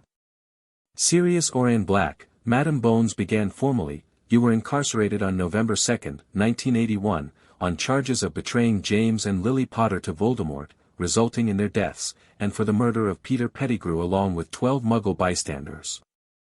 Do you understand these charges?" "I understand them," Sirius replied, his voice raspy from disuse. "I have always maintained my innocence of betraying James and Lily. They were my family in all but blood." "So noted," Bones said, then turned to the first witness, a gray-haired Auror who had been part of the original arrest team. His testimony revealed the first of many irregularities. Sirius had been apprehended laughing hysterically at the scene, which had been interpreted as confession and madness, but no formal interrogation had been conducted. "We were ordered to transfer him directly to Azkaban," the Auror admitted uncomfortably. Barty Crouch Sr. signed the transfer order, bypassing standard procedures. "And who authorized this deviation from protocol?" Bones asked. "The Chief Warlock, Albus Dumbledore, in his capacity as head of the Wisengamot Emergency Committee." Another ripple of murmurs passed through the audience. Harry's jaw tightened, but he remained outwardly composed. The next witness was a ministry archivist who testified that the official record of Black's case had been sealed under a special executive order, again signed by both Crouch and Dumbledore. "The file was classified at the highest level," she explained. "It required specific authorization from the Chief Warlock to access, which is why the irregularities weren't discovered during routine reviews." As the hearing progressed, a disturbing pattern emerged. Dumbledore had systematically ensured that Sirius Black was imprisoned without trial and that any evidence potentially exonerating him was suppressed. The former headmaster's motives remained unclear, but the effect had been to remove Sirius from Harry's life entirely. The most damning evidence came from Dumbledore's own private records, seized during the Hogwarts investigation. These included a memory copy of the Potters' will explicitly naming Peter Pettigrew as their secret keeper, contradicting the official narrative that Sirius had betrayed their location. Finally, it was time for Sirius himself to testify. After Madame Bones certified the Veritaserum as properly brewed and administered the standard 3 drops, the questioning began. "State your name for the record," Bones instructed. "Sirius Orion Black," he replied in the flat tone characteristic of those under the truth serum's influence. "Were you the secret keeper for James and Lily Potter's Fidelius charm?" "No. I was originally chosen, but I suggested Peter Pettigrew instead, believing I would be the obvious target. It was a last-minute change that few knew about." "Did you betray the Potter's location to Voldemort or any of his followers?" "Never. James was my brother in all but blood. I would have died before betraying him." "Did you kill Peter Pettigrew and 12 Muggles on the morning of November 1, 1981? "No. When I confronted Peter about his betrayal, he shouted that I had betrayed James and Lily, then cut off his own finger, cast a blasting curse that killed the Muggles, and transformed into his animagus form, a rat, to escape through the sewers." This revelation caused an uproar in the courtroom. Bones waited for order to be restored before continuing. "Pettigrew was an unregistered animagus?" "Yes. He, James, and I all became animagi during our 5th year at Hogwarts to accompany Remus Lupin during his werewolf transformations." "And your animagus form?" "A large black dog." "One final question, what was your intention regarding Harry Potter after James and Lily's deaths?" Sirius's emotionless face somehow still conveyed deep sorrow. "To raise him as my own, as his godfather and as James and Lily would have wanted." The magical godfather bond creates a family connection recognized by both magic and law. "I had already begun the adoption process before everything happened." Bones nodded, then administered the antidote. As the Veritaserum's effects receded, Sirius seemed to sag in his chair, the emotional weight of his testimony finally hitting him. "The panel will now deliberate," Bones announced, though from the expressions of the other members, the outcome seemed clear. Their conference lasted barely 15 minutes before they returned to their seats. "In the matter of Sirius Orion Black," Bones declared, "this panel finds that no credible evidence supports the charges brought against him. Furthermore, the failure to provide a trial and the active suppression of exculpatory evidence constitute a grave miscarriage of justice. We therefore rule that Sirius Black is to be immediately released from custody, with all charges dismissed and his record expunged." She paused, then added, "Additionally, the panel recommends a formal investigation into the conduct of those responsible for these judicial irregularities, and awards Mr. Black compensation of 100,000 galleons for each year of wrongful imprisonment, to be paid from ministry funds." The courtroom erupted in a mixture of applause and shocked exclamations. Sirius himself seemed stunned, swaying slightly in his chair as the implications of the ruling sank in. "Mr. Black will be transferred to St. Mungo's for medical evaluation and treatment before full release," Bones concluded. "This hearing is adjourned." As the panel members filed out, Harry turned to Weatherby. "Can I see him?" The solicitor nodded. "Briefly, before they take him to St. Mungo's." "I'll arrange it." Minutes later, Harry found himself in a small antechamber off the courtroom. When Sirius was escorted in by a healer rather than Aurors, his eyes immediately found Harry, widening with emotion. "Harry," he breathed. "You look so much like James, but you have Lily's eyes." "So I've been told," Harry said, suddenly unsure how to proceed with this stranger who was supposedly his godfather. Sirius seemed to sense his uncertainty. "I know you don't remember me," he said gently. "You were just a baby when everything happened. But I used to visit all the time. Your first word was actually Padfoot, my nickname." Harry smiled tentatively. "I'd like to hear more about that." "About them." "You will," Sirius promised. "Once the healers clear me, we have a lifetime of catching up to do." His expression turned serious. I heard about what happened at Hogwarts, Dumbledore's removal. Were you involved? Somewhat, Harry admitted. It's a long story. Sirius's face broke into a genuine smile, transforming him briefly into a shadow of the handsome young man he must have been before Azkaban. I look forward to hearing it. And to getting to know the young man you've become. He hesitated. That is. If you're open to having me in your life. I'd understand if you'd rather. I would like that very much, Harry interrupted firmly. In fact, I was hoping, once you're recovered, maybe we could discuss alternative living arrangements. The Dursleys and I have never exactly got on. Understanding and righteous anger flashed across Sirius's face. You should never have been placed with them in the first place. That was explicitly against James and Lily's wishes. He straightened, some of his aristocratic bearing returning. As your godfather and Lord Black, I can offer you a home for as long as you want one. Lord Black? Harry questioned, momentarily surprised. With my brother Regulus dead, I inherited the title years ago, though I could hardly claim it from Azkaban, Sirius explained. Once I'm officially cleared, the family magic should recognize me. Harry smiled, genuinely pleased by this development. Then we'll be two lords working together. I claimed the Potter Lordship last year. Sirius's eyebrows shot up. At 10. That's extraordinary. Family magic usually doesn't recognize an heir that young. It's part of that long story, Harry said with a small smile.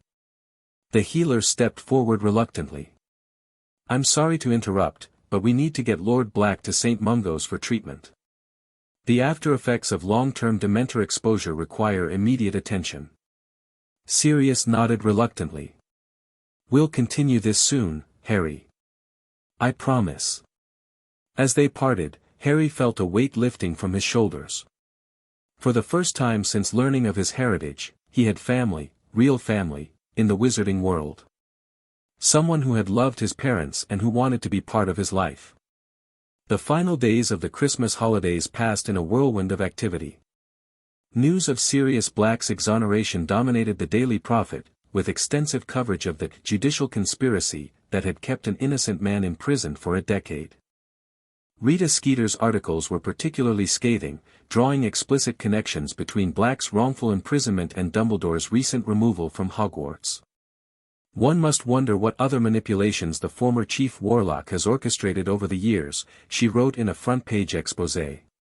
If Albus Dumbledore could imprison an innocent lord of an ancient and noble house without trial, what else might he have done in pursuit of his greater good? Harry read these articles with mixed feelings. While he had no sympathy for Dumbledore's machinations, he recognized that the political fallout was being shaped by forces with their own agendas.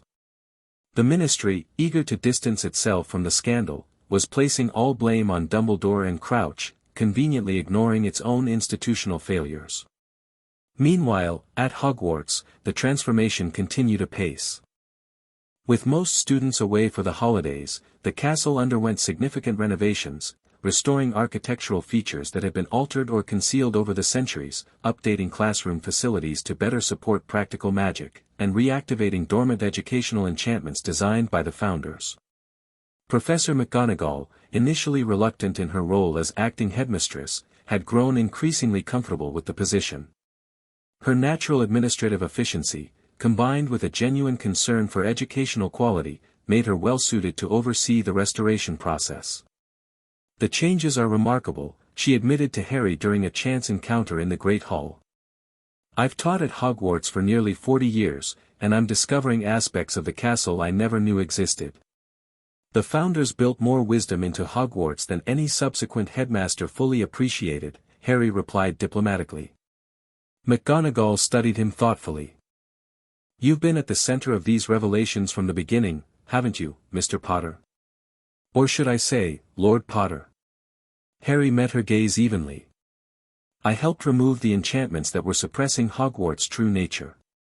The castle did the rest herself. McGonagall's lips thinned slightly. You're remarkably well informed for a first-year student. The Potter family grimoire contained information about Hogwarts' original construction, Harry explained, offering a partial truth. When I claimed my lordship, that knowledge became accessible to me. McGonagall seemed to consider this. Albus always had a tendency to overcomplicate matters, she said finally.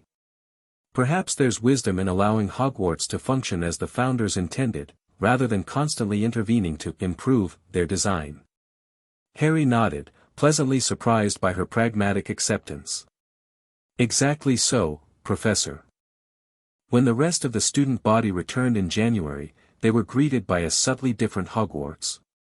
The changes weren't immediately obvious. The Great Hall looked much the same, the common rooms retained their familiar comfort, but the castle's magic felt cleaner somehow, more vibrant and responsive. The most significant changes became apparent when classes resumed. Professors found their classrooms optimized for their subjects. Transfiguration now featured materials that responded more readily to transmutation magic. Charms included acoustic enhancements that helped students hear the subtle differences in pronunciation, and even potions benefited from improved ventilation and self-cleaning workstations that Snape grudgingly acknowledged were acceptable. The student body's reaction to Dumbledore's absence varied by house. Gryffindors were generally shocked and somewhat defensive of their former headmaster. Ravenclaws approached the situation analytically, peppering the staff with questions about the educational implications. Hufflepuffs expressed concern for everyone involved while pragmatically adapting to the new circumstances. Most interestingly, many Slytherins seemed cautiously optimistic about the changes, particularly as they noticed the subtle shift in how their house was perceived by the rest of the school. The behavioral compulsions that reinforced house stereotypes are gone, Harry explained to his friends as they observed these reactions. Without magical interference pushing Slytherins toward isolation and Gryffindors toward antagonizing them, natural social dynamics can develop. Indeed, within weeks, small but significant changes in inter-house relations became noticeable. Study groups formed with members from different houses, Quidditch rivalries remained intense but less bitter, and the Great Hall seating gradually became more integrated, with friends occasionally joining different house tables for meals. By mid-February, the Board of Governors announced their formal decision regarding Hogwarts leadership. After extensive review, they had voted unanimously to remove Dumbledore permanently as headmaster, citing irreconcilable violations of educational ethics and student welfare. Professor McGonagall was confirmed as headmistress, with Phileas Flitwick promoted to deputy headmaster. The announcement caused less stir than it might have months earlier. The wizarding world had largely adjusted to Dumbledore's fall from grace, particularly as additional revelations continued to emerge from the ongoing investigations into his activities. The former chief warlock had retreated from public life, reportedly residing with his brother in Godric's Hollow while fighting to retain his remaining political positions. For Harry, these political developments, while satisfying, were secondary to more personal matters. Sirius had been released from St. Mungo's in late January, having made remarkable progress in his recovery. Weekly visits to Hogwarts, arranged by Headmistress McGonagall, allowed Harry and his godfather to build their relationship gradually.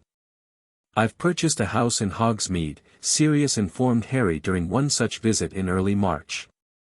"The healers recommend I stay close to medical care for at least the next year, and this way I can see you regularly during term."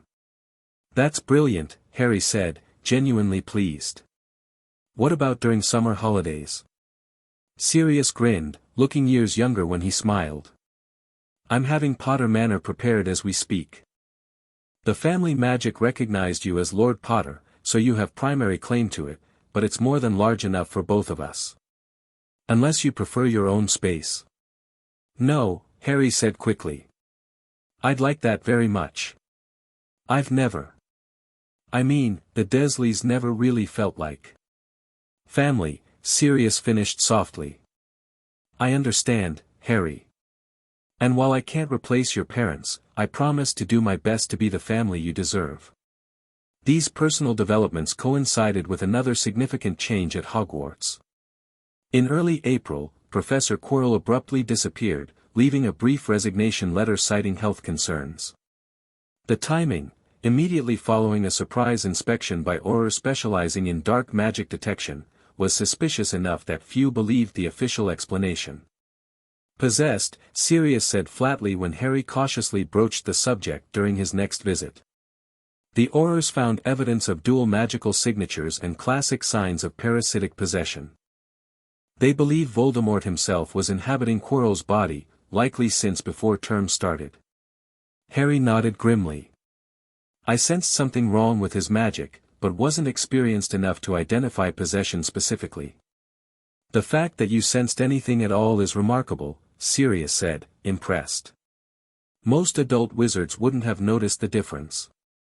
The Potter family magic heightened my sensitivity, Harry explained, then hesitated before adding, there's something else you should know. I believe Voldemort isn't truly gone, that he found ways to anchor himself to the physical world, preventing complete death. Sirius's expression darkened. Horcruxes, he said, surprising Harry with his immediate understanding. You know about them? Growing up in the Black family library meant exposure to some very dark magic, Sirius explained grimly. Horcruxes are among the darkest, splitting one's soul through murder to achieve a form of immortality. Is that what you think he did? Harry nodded. My mother's research journals hinted at it. She was investigating ancient protection specifically designed to counter soul magic. Sirius leaned forward, his expression intense. Harry, this is extremely serious. If Voldemort created Horcruxes, possibly multiple ones, then he can never truly be defeated until they're all destroyed. I know, Harry acknowledged. And I suspect Dumbledore knows as well, which explains some of his more questionable decisions. He's been playing a very long game. But treating people as pawns in the process, Sirius growled. Using Hogwarts, manipulating an entire generation of wizards to fit his strategic needs. Which is why I had to break his hold on Hogwarts, Harry said firmly. Whatever comes next in the fight against Voldemort, it needs to happen with transparency and cooperation, not manipulation and secrecy. Sirius studied his godson with a mixture of pride and concern. You've taken on an enormous responsibility for someone so young. The Potter family magic judged me ready, Harry said simply. And I'd rather face these challenges prepared than remain ignorant until someone else decides I should know the truth. The remainder of the school year passed with remarkable normalcy, given the dramatic changes that had occurred. Under McGonagall's leadership, educational standards improved noticeably, with greater emphasis on practical applications and individualized instruction. The defense against the dark arts position was temporarily filled by a rotation of Aurors, providing students with expert instruction while a permanent replacement was sought. Harry maintained his careful balance between academic excellence and deliberate restraint, demonstrating enough skill to justify his top marks without revealing the full extent of his abilities. With Neville and Hermione as his closest friends, he gradually expanded his circle of allies to include students from all houses, building a network that would serve him well in the years to come. By the time end-of-year exams arrived in June, Hogwarts had settled into a new equilibrium, more vibrant, more responsive to students' needs, and more aligned with the founder's original vision than it had been in centuries. On the final evening of term, Harry stood at the window of Gryffindor Tower, gazing out at the twilit grounds. Behind him, the common room buzzed with end-of-year excitement as students packed and made summer plans. Beside him stood Neville and Hermione, his most trusted allies in the remarkable journey of their first year. It's hard to believe how much has changed, Hermione mused. Not just Hogwarts, but the entire wizarding world seems different now. We've only seen the beginning, Harry replied. Dismantling Dumbledore's influence at Hogwarts was necessary but not sufficient. There are still Horcruxes to find, still Death Eaters who escaped justice, still prejudices and systemic problems throughout magical society. But we've made a start, Neville said with newfound confidence. And we're better prepared for whatever comes next. Harry nodded, watching as the last rays of sunlight gilded the Forbidden Forest. Claiming my lordship and freeing Hogwarts from Dumbledore's control were just the first steps. The real challenges still lie ahead. Yet as he contemplated those future challenges, Harry felt a quiet certainty that had been missing before. He was no longer alone, no longer the isolated, manipulated pawn Dumbledore had intended him to be. He had true friends, a godfather who would soon be family in truth as well as name, and a deeper understanding of his heritage and the magic that was his birthright. Most importantly, he had begun to chart his own course, not as the boy who lived or as a weapon in someone else's war, but as Lord Potter, heir to an ancient magical legacy and architect of his own destiny. As darkness fell and stars appeared above Hogwarts, Harry turned from the window with a small smile. Whatever trials awaited in the years to come, he would face them on his own terms, not as Dumbledore's carefully cultivated sacrifice, but as the leader he had chosen to become when he claimed his lordship at age 10 and set in motion the unraveling of the headmaster's grand design. The end. Thank you for watching this video. Please be sure to subscribe to our channel and like this video.